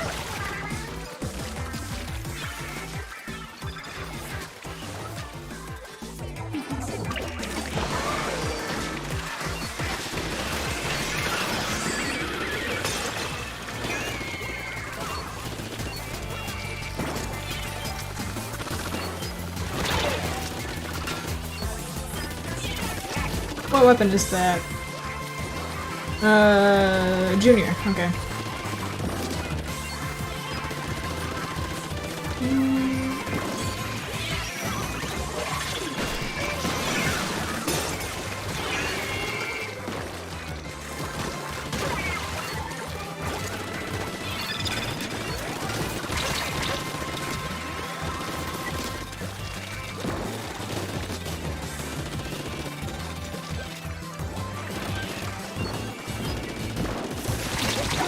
Exactly.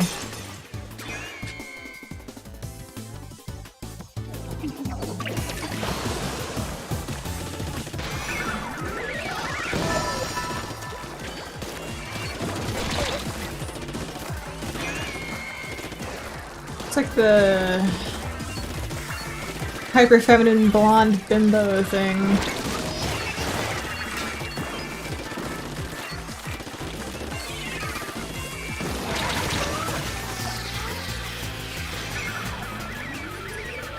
Exactly, that episode was based. And really funny. And also, the Diamond Dogs were the bad guys. What is wrong with that?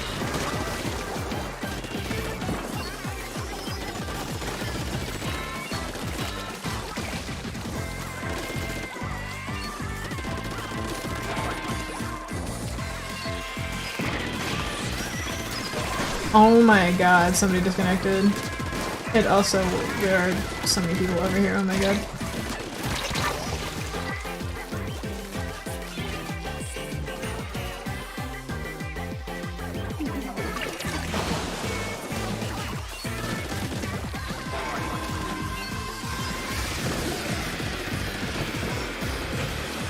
Exactly.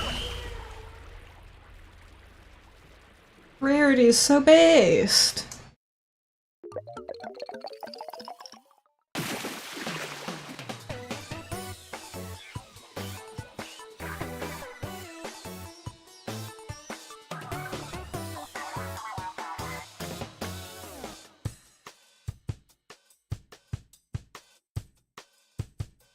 What's the current map rotation in open?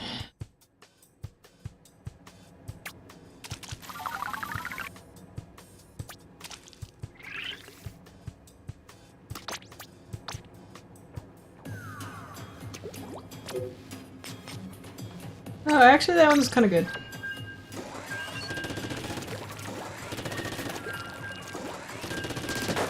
I like Hagglefish, New Mommy Ruins is tolerable.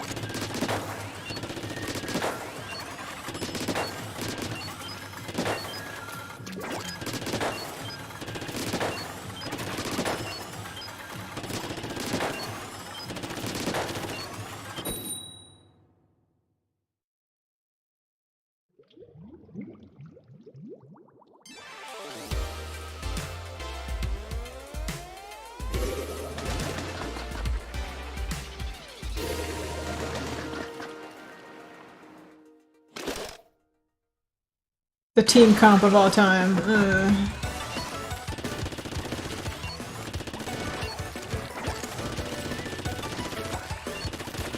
Yeah, like, there are occasions where she did that, but that was not the normal, like, version of that. Like normally it was just, like, him having a crush on her and doing whatever she wants, unless, aha, yes, I will manipulate this child into being my servant. There were a couple occasions where it was weird, though.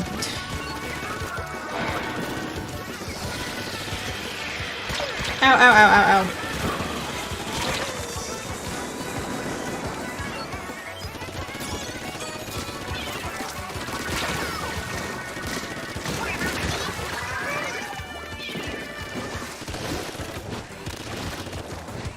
Yeah.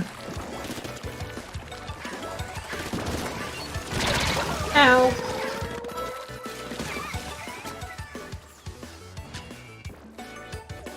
Yeah, that episode was weird.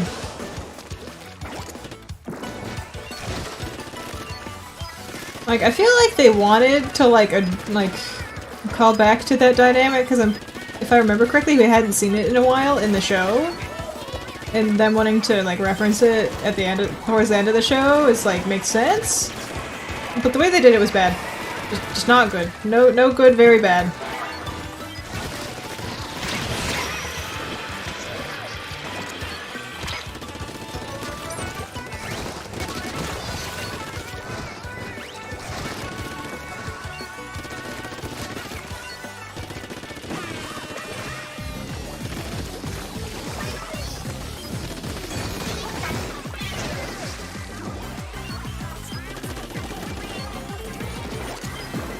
Yeah, like, there were much better ways to do that.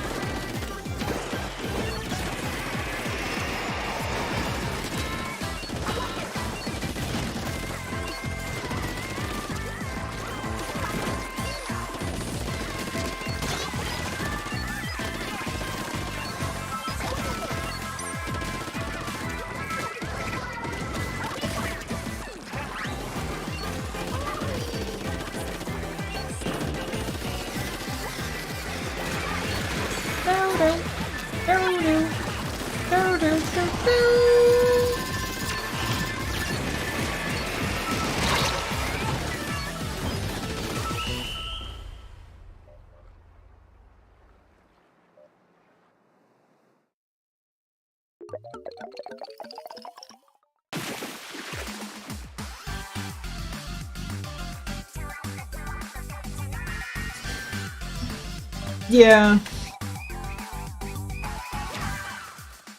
Like, why are you, as a grown woman with a job, like a grown woman who runs a business, jealous of, like, this actual 12-year-old?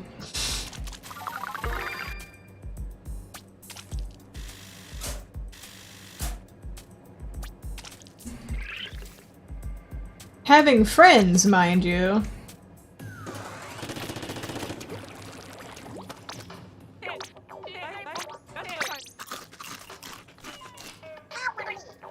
It's like, no, you can't spend time with other friends. You need to be here with me. An adult woman.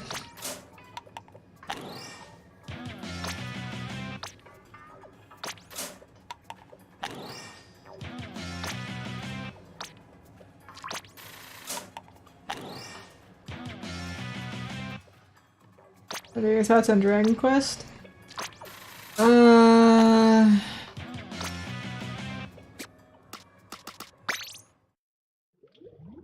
I actually don't know my thoughts on Dragon Quest. Give me money, give me money, give me money, give me money. Yeah!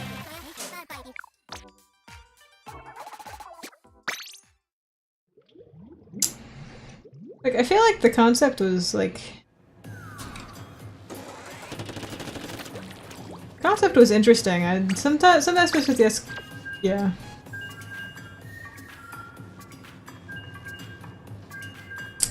Yeah, I was gonna say that the concept was... like... I like the concept, it was a bit muddled, but the execution was just kind of not good. It's not it. Because, like, I feel like the whole concept was like, oh, you don't need to be like those other guys, you can just be yourself.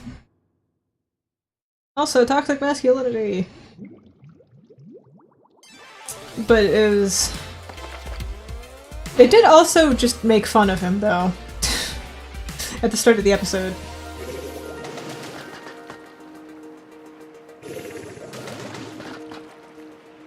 Which does not help. Like, it was like... It was like, haha, you're so cute. You're so cute. You're not like a dragon. You're like a pony or something. Or was that a different episode? It maybe it was. But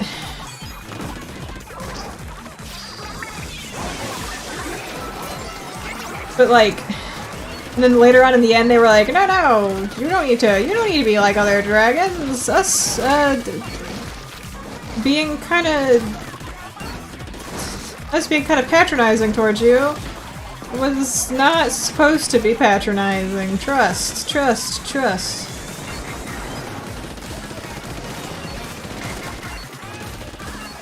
Like, you can't, like,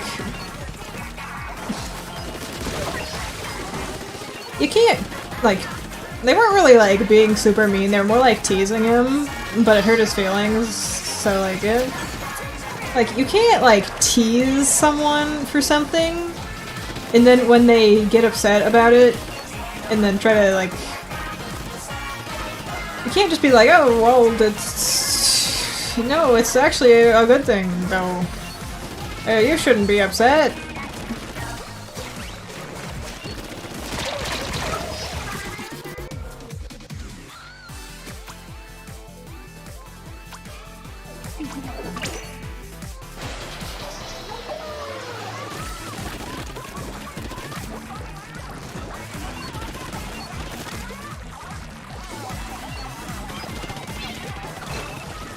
Haha, I got the assist. By doing nothing.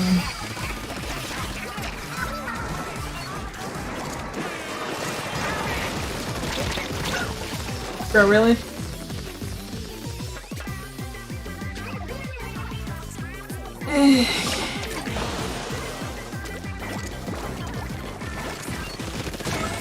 It's like, bro, you cannot, like... The thing is also, like, I know it was the 2010s little girl show or whatever, but also making fun of somebody for being, making fun of a boy for being feminine is cringe.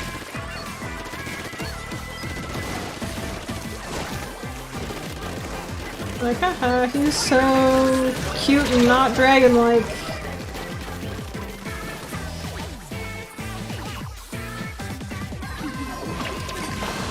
Yeah, that was also weird, like...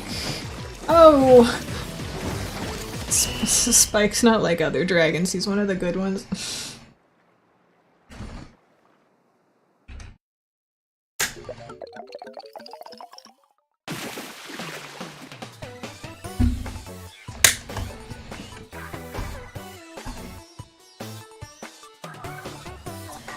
Not all dragons.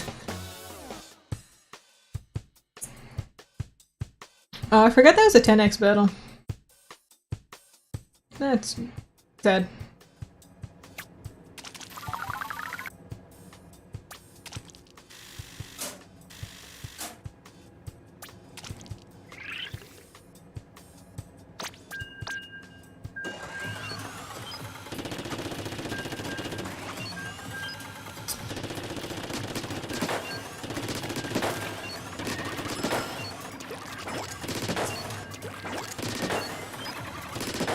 Yeah, Spike's more like a pony than a dragon, in quotes. Which makes him better. And cool. Not that it makes him unique, it just makes him... it's good. You know? Transpike real.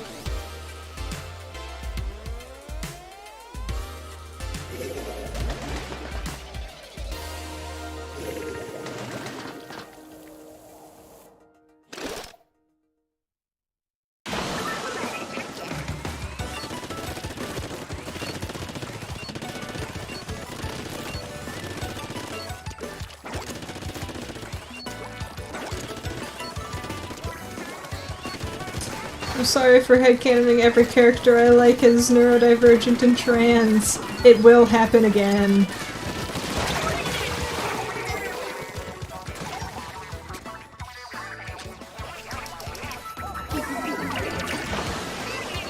I think it's base.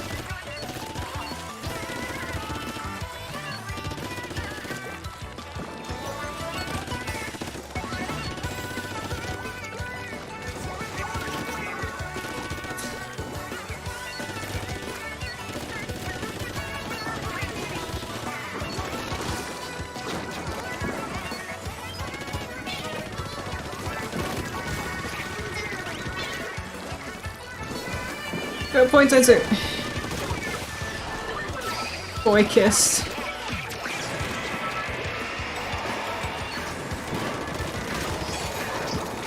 Eh.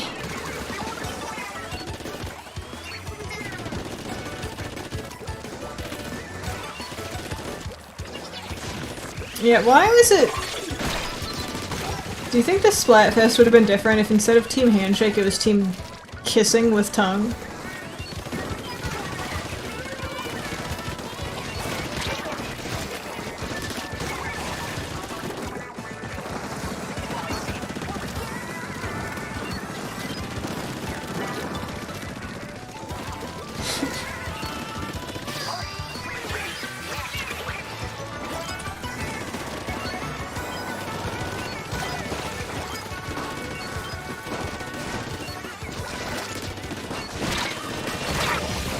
What's your go-to greeting?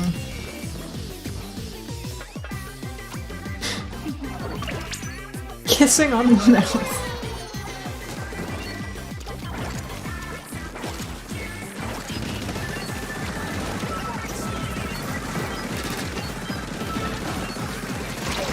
Ow. Kissing Yuri, kissing Yaoi.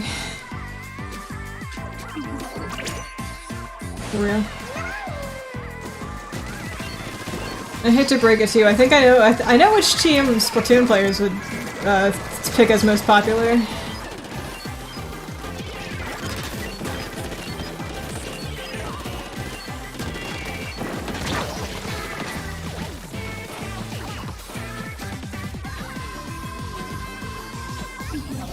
Kissing Yuri.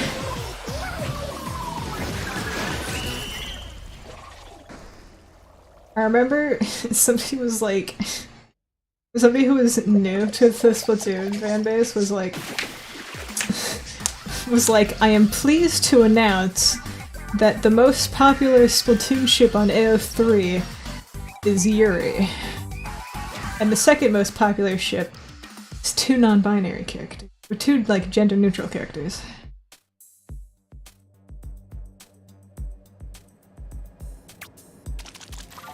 And the third ship was more Yuri.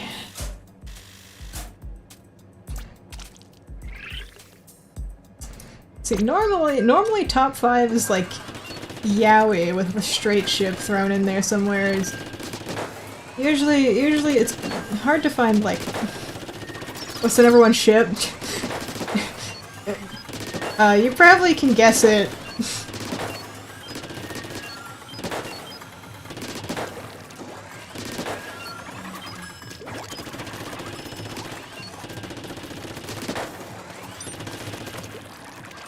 It's Perlina, yeah.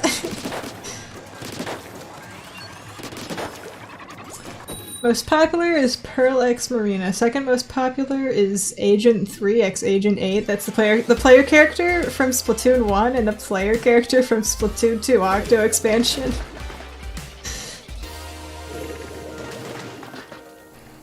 I want to say third place is Shiver and Fry. I'm not actually sure on that one though. It might be. Actually, it might be those two dudes from Despair. Big Man, yeah. There's actually a lot of people who ship all three of them together. I don't think they read a whole lot of fan fiction about it.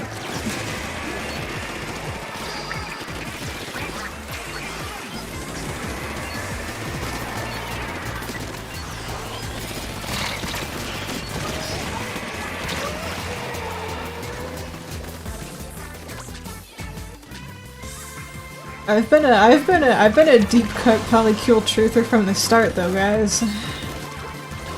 I've been a poly cut truther since day one.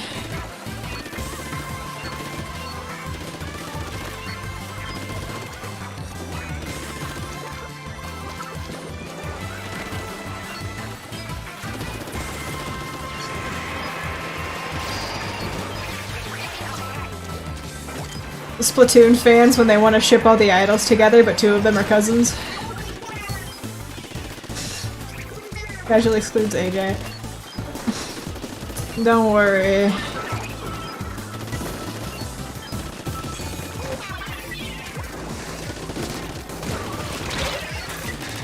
Ow! That's embarrassing. AJ will be fine. Her love of apples will sustain her.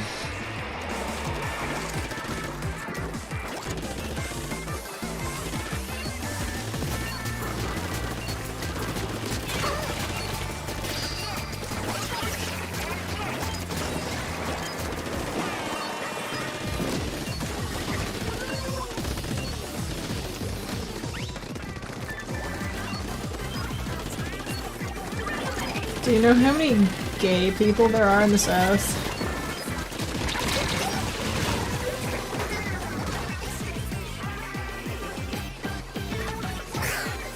Uh-oh.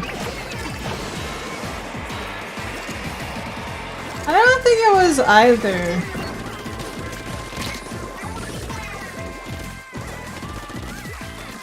Like, if I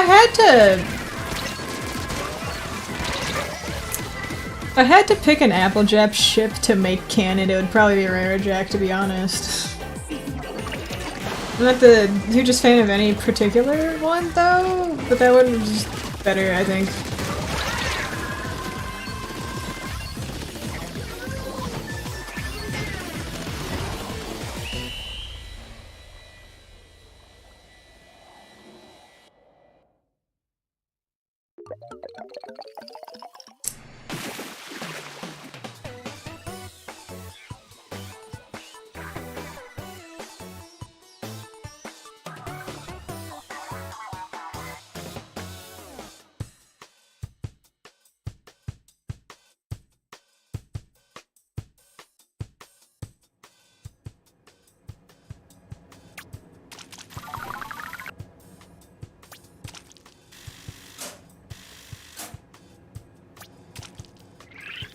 Yeah, exactly.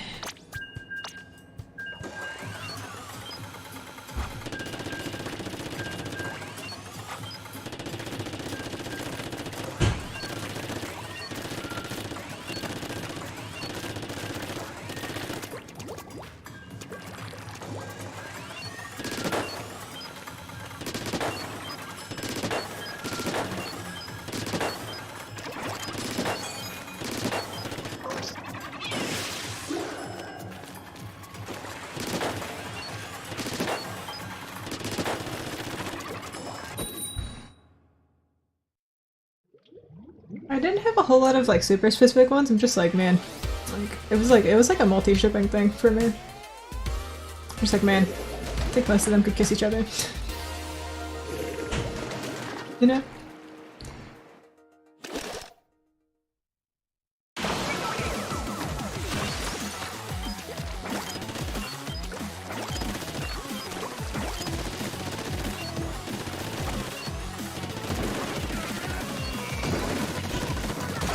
Oh, good. There's an E-leader.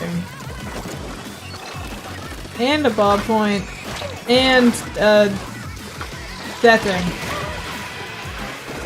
That's so awesome.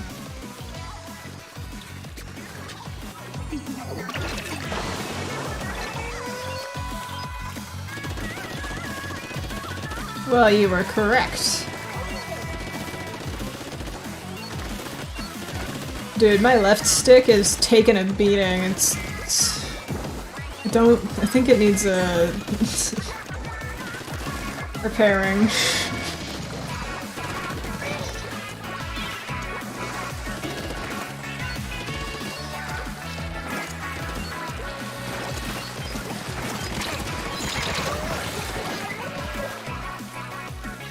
That's true.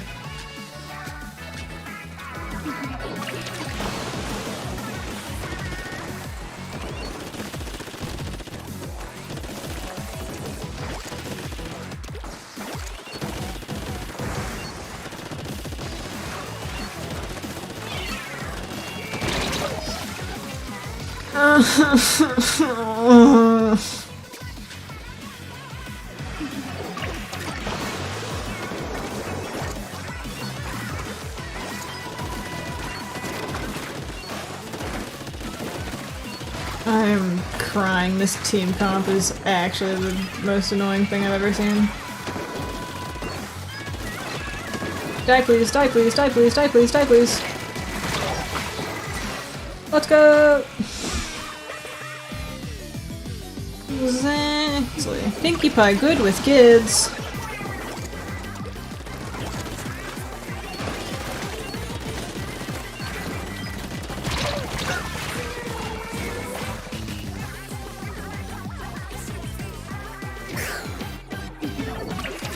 Oh my god.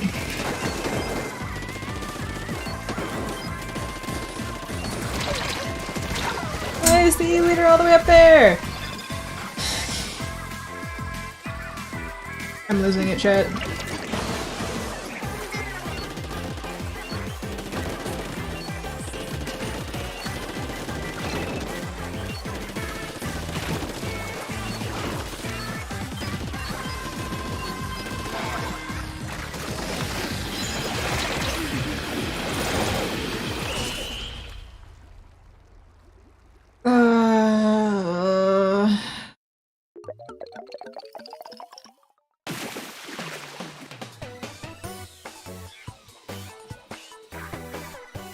Did you know that ballpoint splatling short range mode and heavy edit splatling are tied for the fastest fire rate out of any weapon in the Splatoon series? They fire one projectile every 2 frames.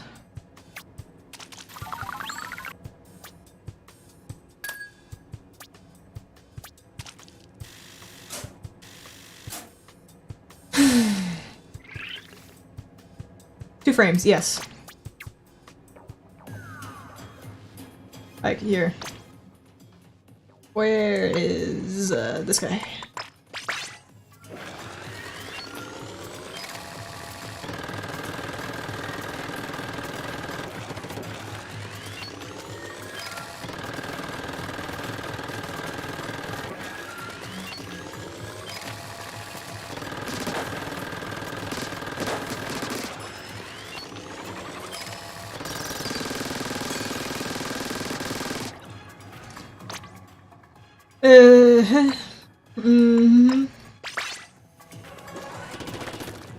I like the sound effect though.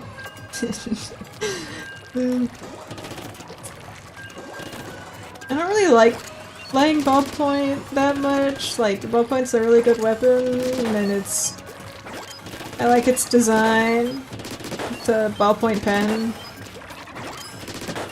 It has like 2 modes of fire, it's really neat. But I just don't like it.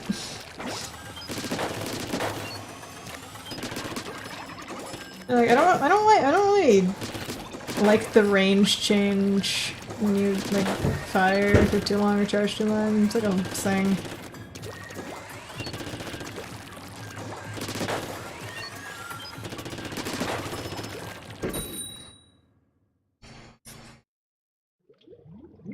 I like heavy edit more, but I don't like it.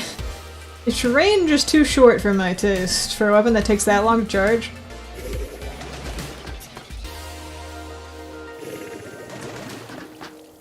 It's like, it has, I mean, the heavy edit has the same range as the weapon I'm using right now, but this one can like, it can swim around and stay charged.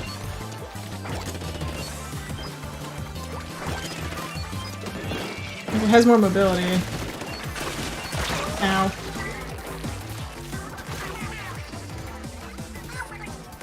Umbrella. Why does my teammate have a GooTuber?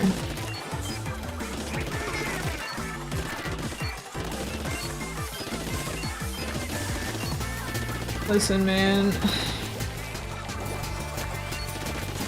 Every Splatoon weapon is at least a little fun to play, but I cannot understand why some people willingly play GooTuber.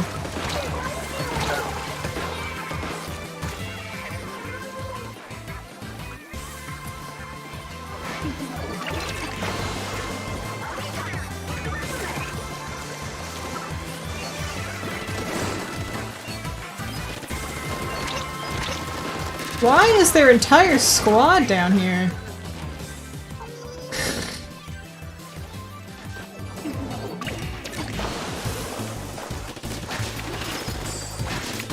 That.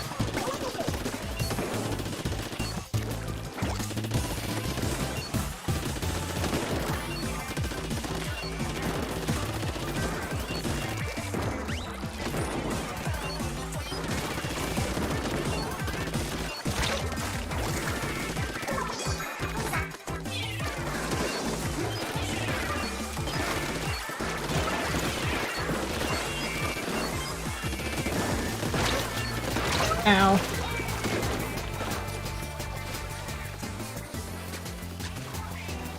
I don't quite understand Luna Blaster mains either, personally, but...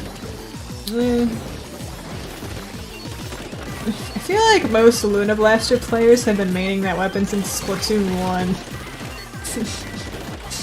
I don't know why, that's just the vibe I get.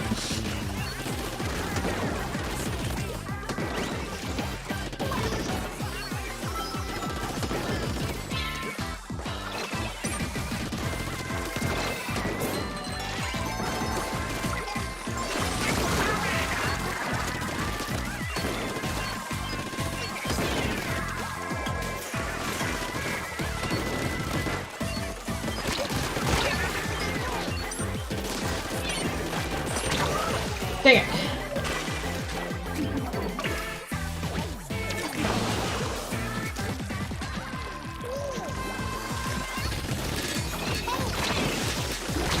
Ow. I think we lost, by the way.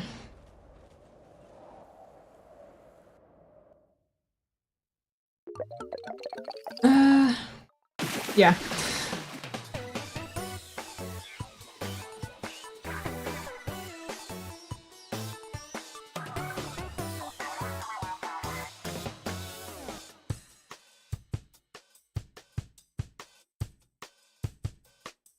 Highest episode viewership of the show. That I mean, I know.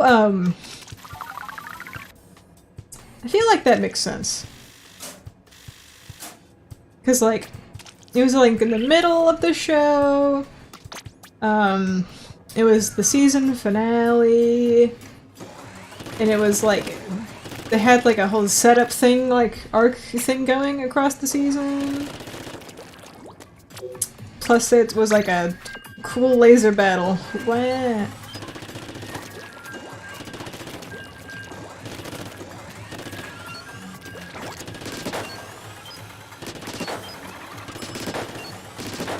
So, like, that makes sense. Like, I know people probably didn't know there was a cool laser battle in it when they watched it live, and that's where, like, viewership statistics come from. But,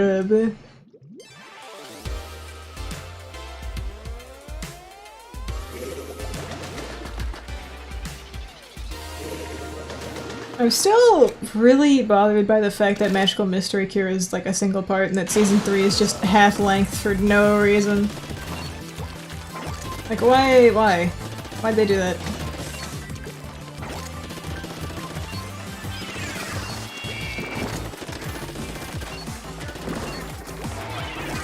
Was it like a budget thing or like a network renewing it for only that many episodes thing, or what? I don't know. Or was it like just something they actively decided they wanted to do? I don't know.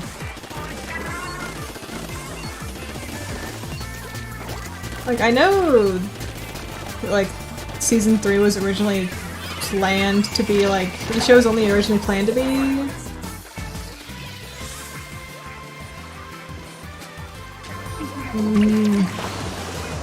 Like, I know the show was originally planned to be like 3 seasons or something, but that does not explain why Season 3 is short. 65 is the average episode length for cartoons? Ah. Or the average episode amount? Yeah. That's stupid.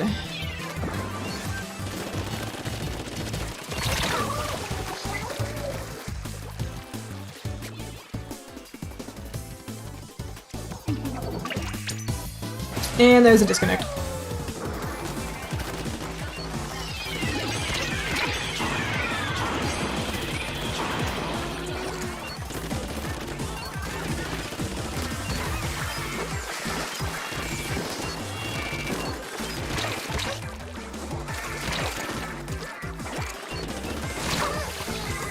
That paintbrush teabagged me.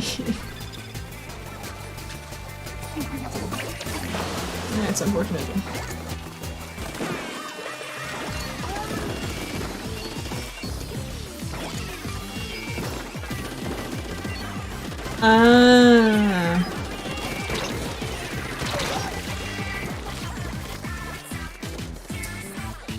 I guess that makes sense, but it's still kind of dumb.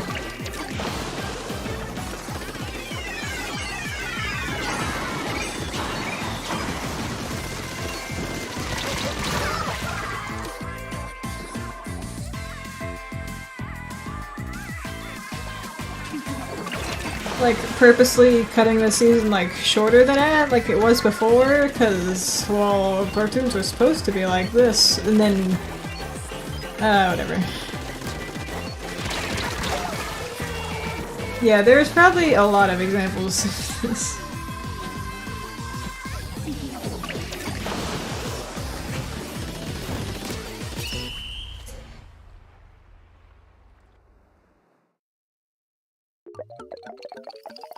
Yeah, it wasn't originally going to be renewed for that much, but it was just so successful.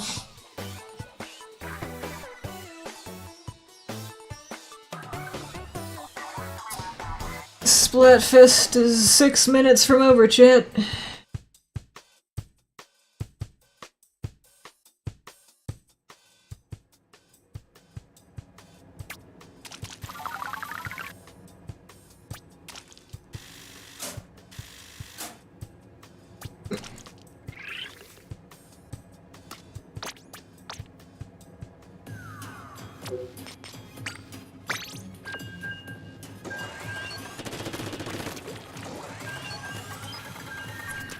Shipper's 10th consecutive win. They don't announce the results for another 2 hours after it ends. Also, she has not had 10 consecutive wins. It was like 5. Her streak is broken, dog. It was broken last Splatfest when Big Man won.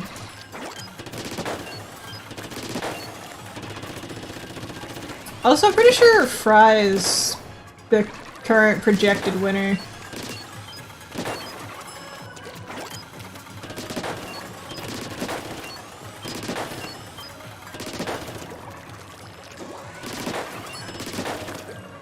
Thingy above.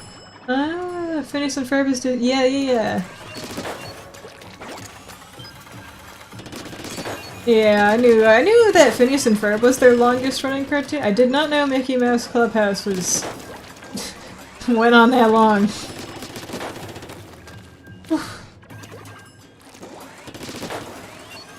222 episodes, yep.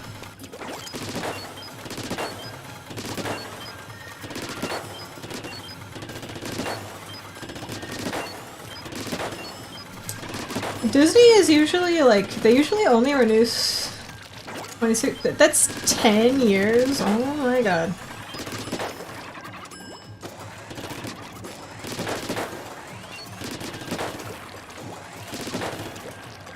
I watched that show when I was a kid.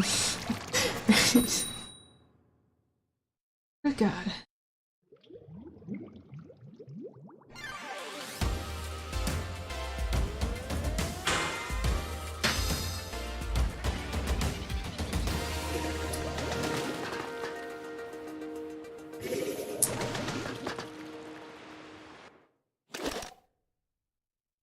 The mystery mouse Cthulhu is a Glock.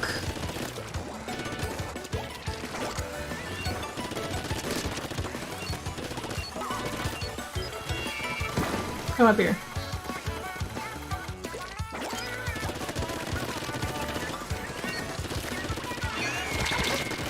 Ow.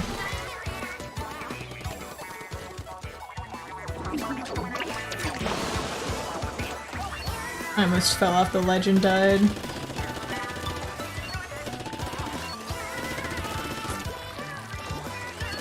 I remember when Manta Maria was in Splatoon 2, but it got added in an update to Splatoon 3. A lot of people do not realize that that is not floor you can walk on at first. Like, when they first play on this map, they're like, oh, I can jump down there.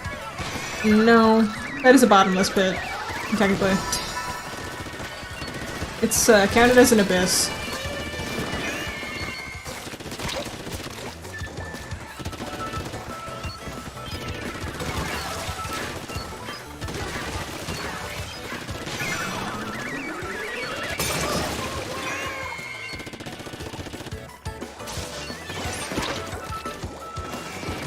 Why are they shooting at me? I am on their team.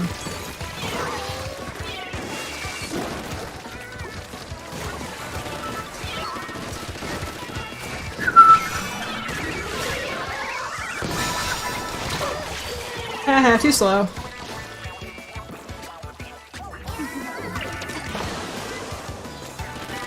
Oh, my teammate's a Wiper Deco, I didn't notice that.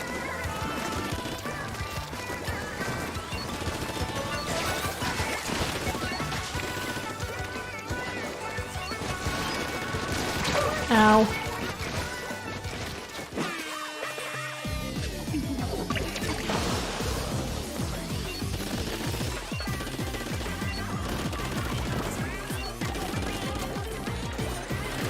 Actually, that's a good question. There weren't any, like, There weren't any two-part musicals, were there?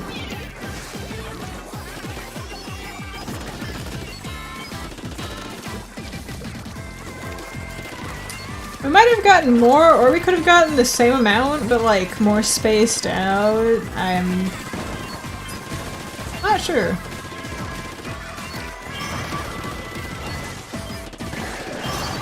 And the Kraken's gonna come after me now, aren't they?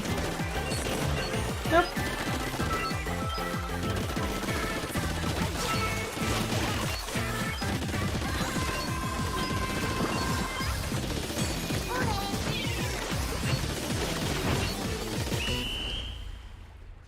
I love the musical episodes, they're all very good.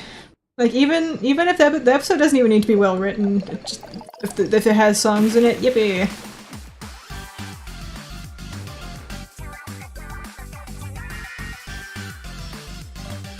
Oh, it's 6! Oh, it's 6. Yay!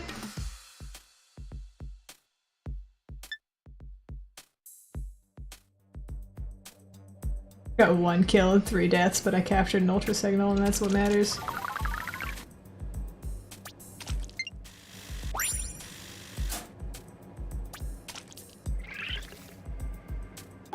No, I was almost ruler +4.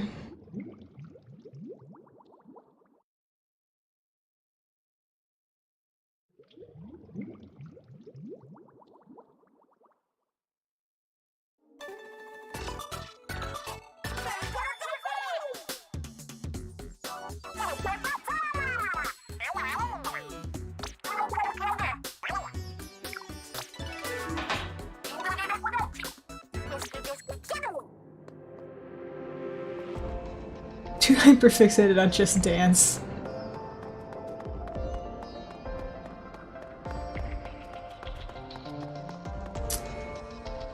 Yeah, I can change into my regular shirt now.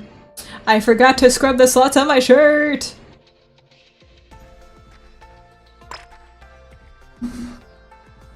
Oh yeah, he has yeah.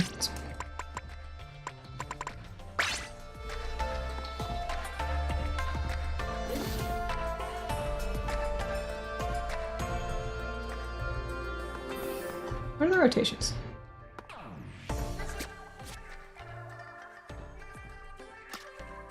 Ew. Ew. Ah.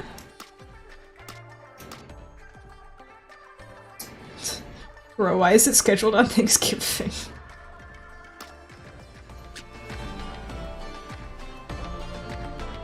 Martha Speaks? Kinda based, actually.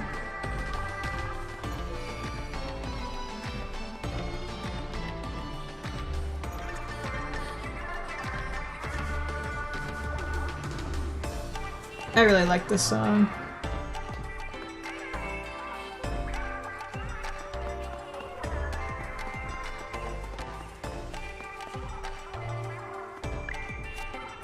Hey besties.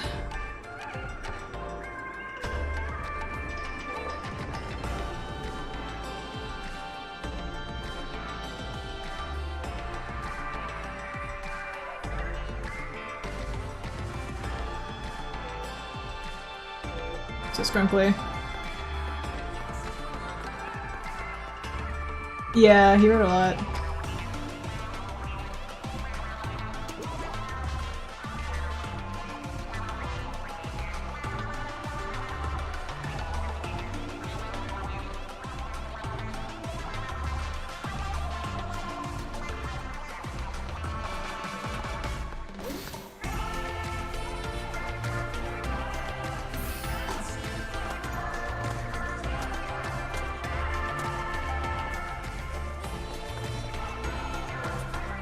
Got no word for Martha Speaks music.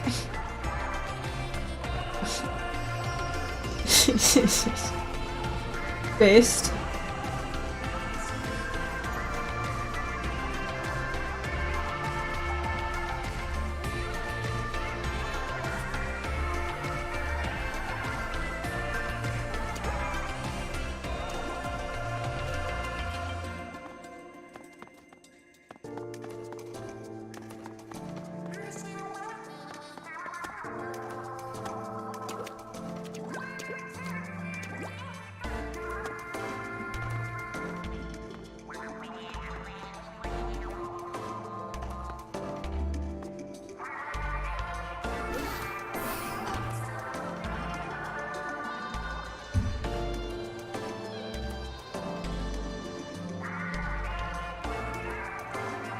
Imagine.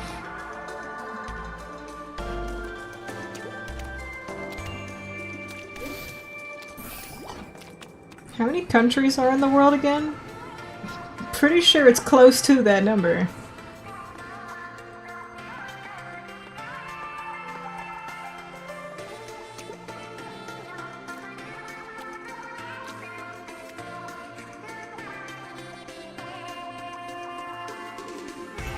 $195 countries. Alright, we just need 15 more, guys.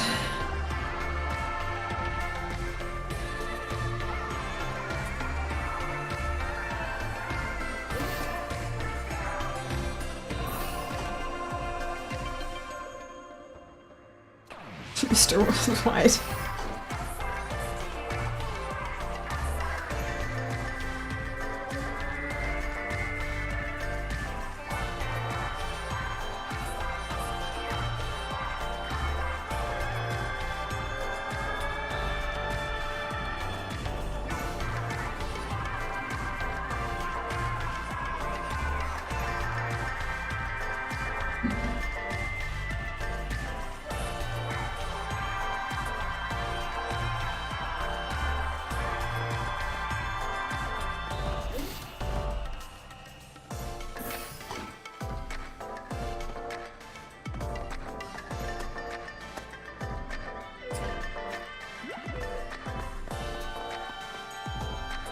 I love this song. I need to listen to it in full every single time. Alright, there we go. It's done now.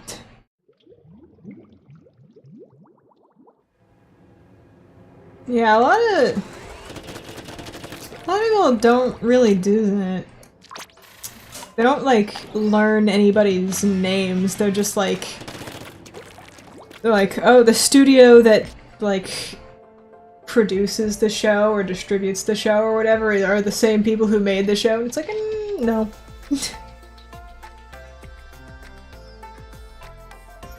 Oh, this movie was made by Disney. This movie was made by DreamWorks. This show is by Hasbro.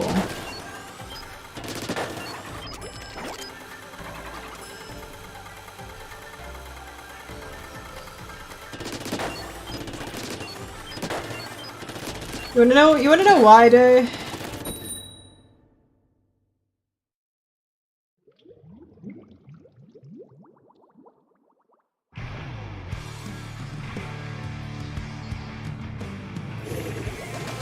It's called autism.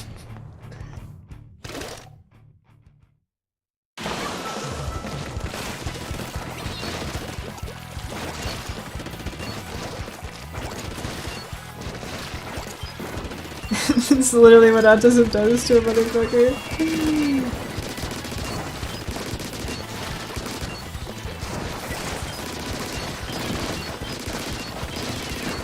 Blop! Blop! Blop, thank you.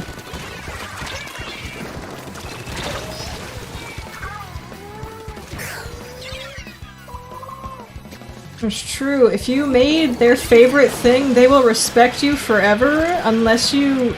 Actually, maybe even if you reveal yourself to be a serial killer. That's actually a thing that some people would be okay with if you made their favorite thing. Which is bad, but it has happened. There have been some, like...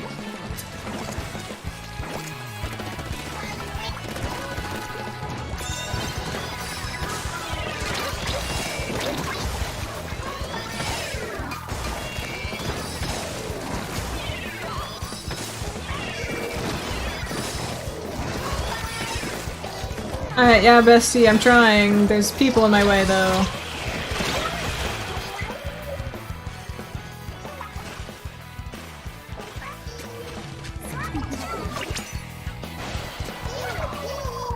You can't... Bestie, you cannot jump with the Rainmaker. I don't know what you're intending for us to do.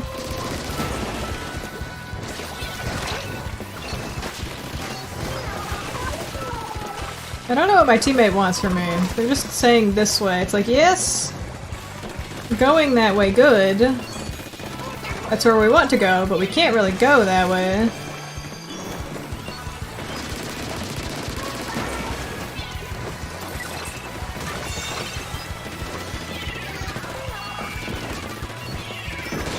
Rainmaker dunk. Let's go. I need to get away. Never mind. Never mind. I'm good. I'm good. I'm good.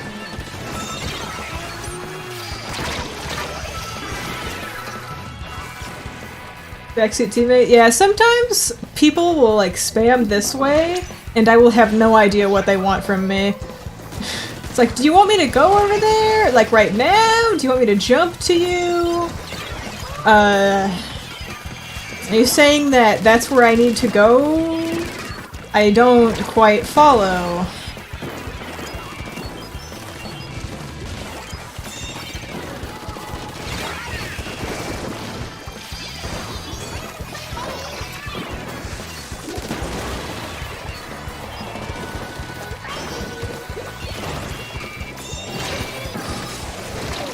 Ow.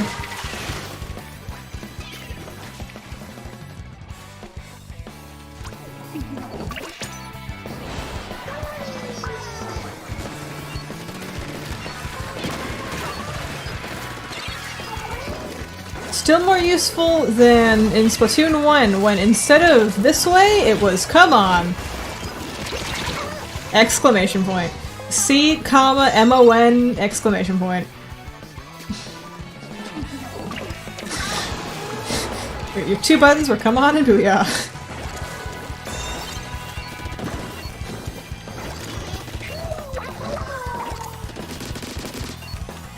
There's a guy this way, by the way.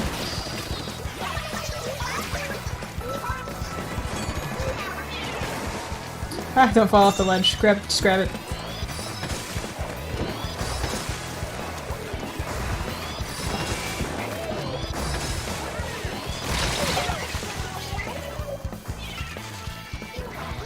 Where's the laugh spam button? I mean, you can...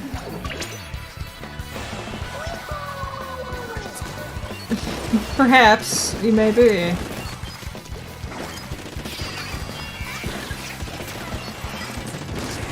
There is no laugh spam button, but you can, like, do this, and also spam booyah repeatedly and stuff. Although, in this game, you can't actually spam the button. Like, you can spam it on your end, but for the other players, it only goes every time the animation is done. Like, whenever the animation of, like, the booyah text goes away, that's when the other people can start seeing it again. You can't actually mash it.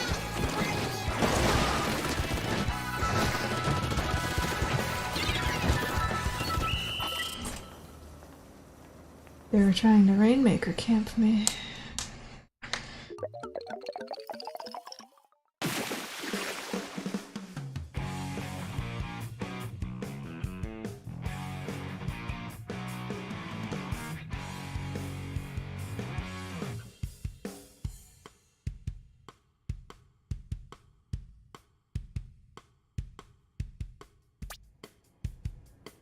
Yes, that is true.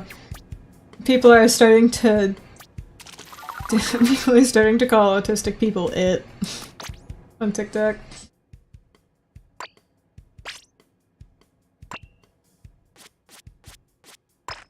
Right. That's it. You're dead. They're also trying to find, like, they're trying to do, like, the same thing with, like, the R slur. And that just sucks. Me when I'm not funny, so I have to steal jokes from autistic people and then use them to make fun of autistic people.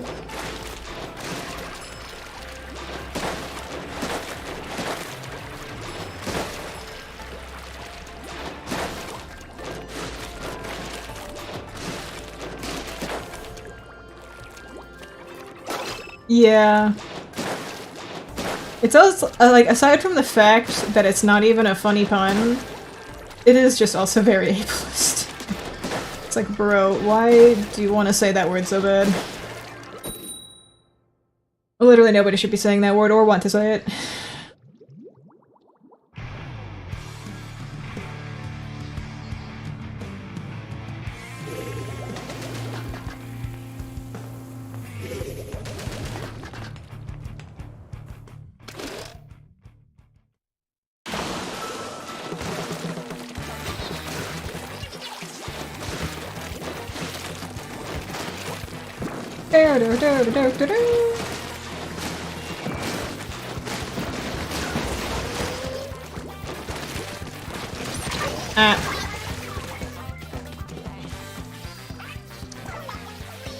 Get to top 100? Yeah. I don't think I'm gonna get to what rank I want to get to in time either. It resets at the start of every season. So it starts every 3 months. And if you're not in S plus 10, you go back to just flat S. Which sucks.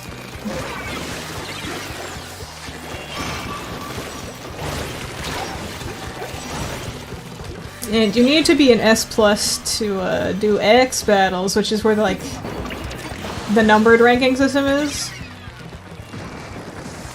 I would just like to say that I was once one of the... What side did you find? I was once in the roughly 9,000th best clan blitzer in the world.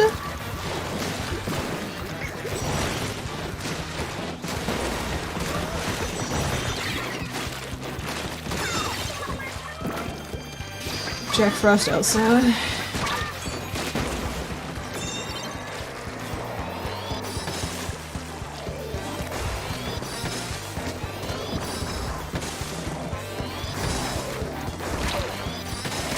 Leave me alone.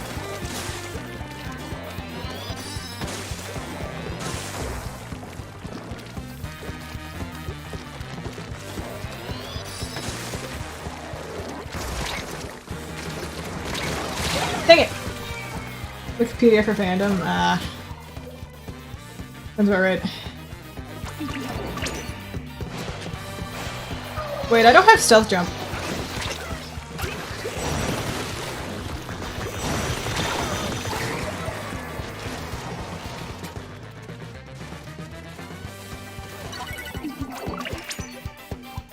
Yeah, you can see my super jump marker from across the entire map.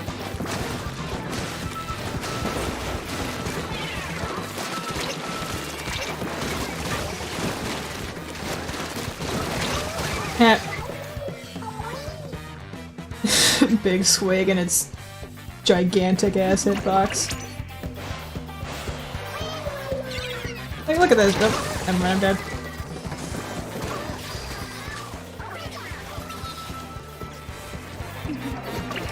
Look at this shit. It's so much. Can't kill you, but it's huge.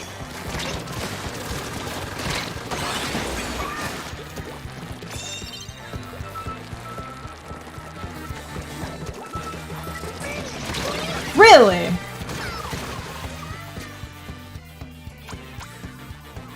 That's a shame.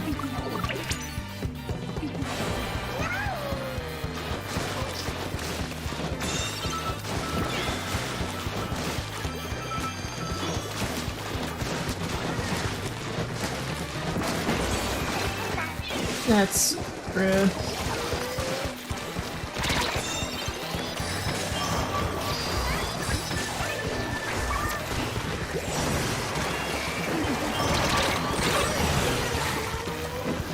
I've seen people who've gone surprisingly, like, I think it was like, as far as like 2019, 2020, without getting spoiled on anything MLB related, and it's like literally how. Like, actually, genuinely how.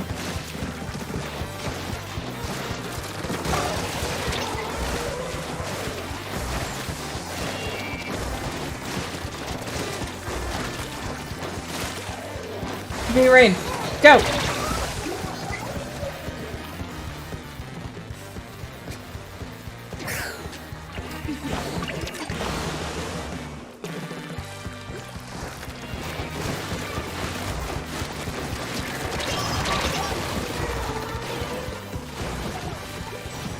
Yeah, that's true, that did happen.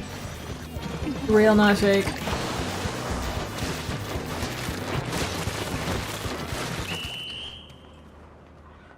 They imagined it before they got the Rainmaker dunk.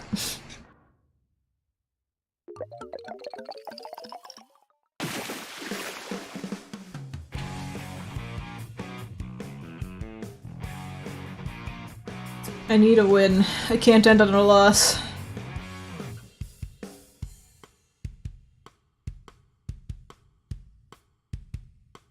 Actually, you know what? What if I play zones? I have to change my pants, they look ridiculous.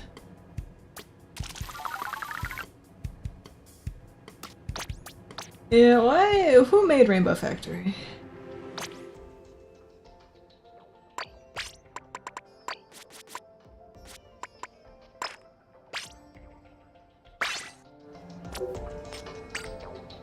Yo, who wants to watch me cap zone on Undertow with a single swing?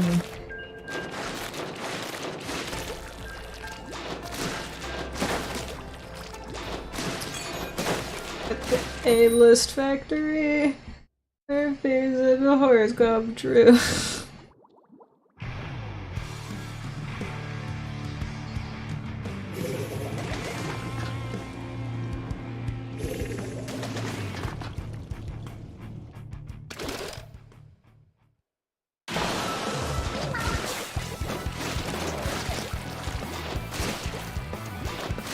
Yo guys, check this out.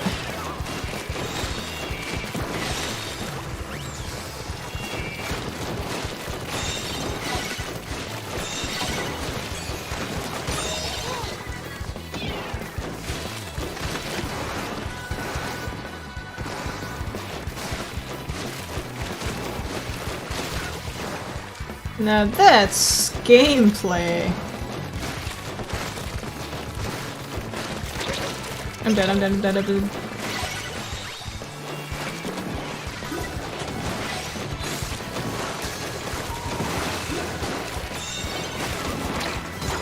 Yeah, this weapon exists for zone cheese, and zone cheese only. It has the best paint in the game. Like, best single shot paint.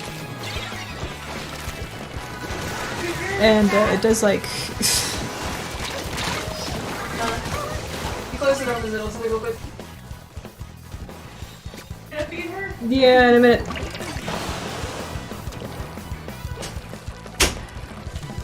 But it doesn't really do that much damage. And in match with split zones, the zones are really small. Oh yeah, it can't rain down here. There's a ceiling.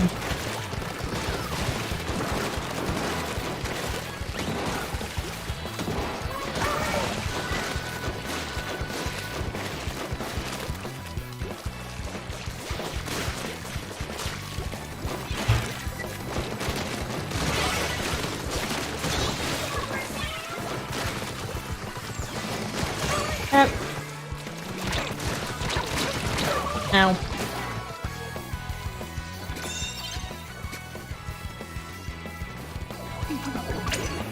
You want to drink the paint? Some of the colors are very yummy looking, and some of them look like very snotty.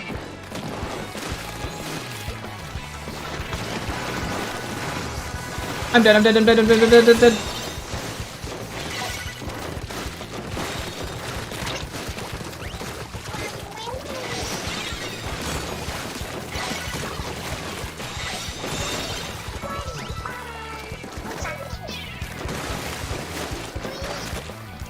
Oh no, I have a 50-second penalty. Okay.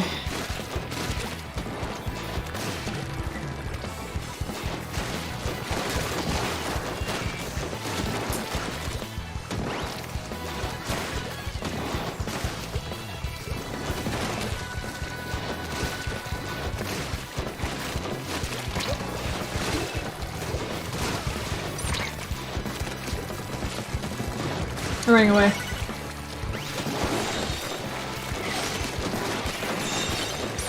I'm out of it, I'm out of it.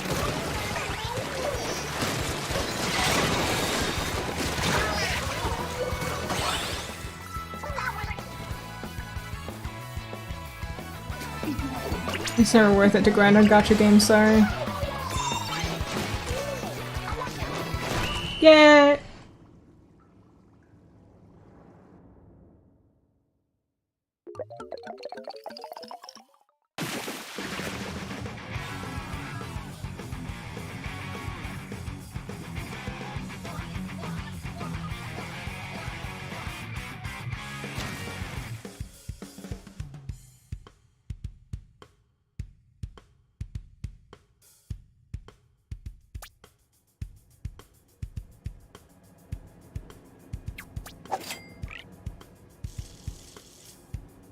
Your character is cute? Yeah.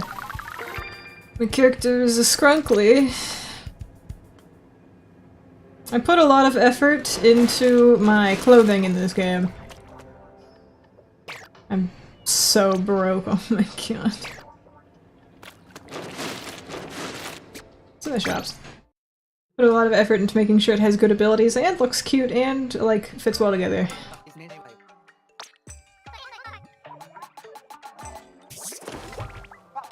Although occasionally I do just slap clothing on and it looks bad, but it has good abilities.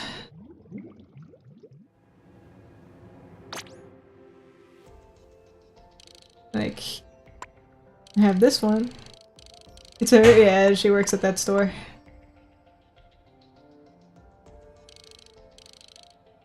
Then, oh, this button. Harmony spotted. Like, here's one of my outfits. This is the worst thing I've ever created. Why am I wearing squawks? Here's this one. I'm supposed to have jeans to go with it.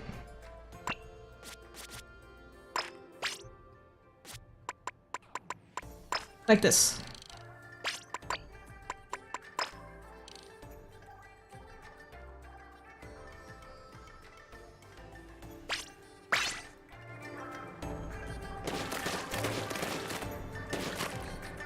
Why are they yellow?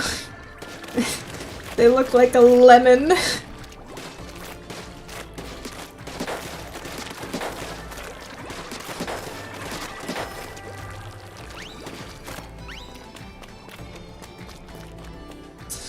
Alright though, I eat a lemon. Big man during the spicy sweet sour Splatfest. That art is so funny, he was munching that shit. Just had a whole lemon in his mouth. Alright though, I'm probably gonna end it here. I went 30 minutes overtime.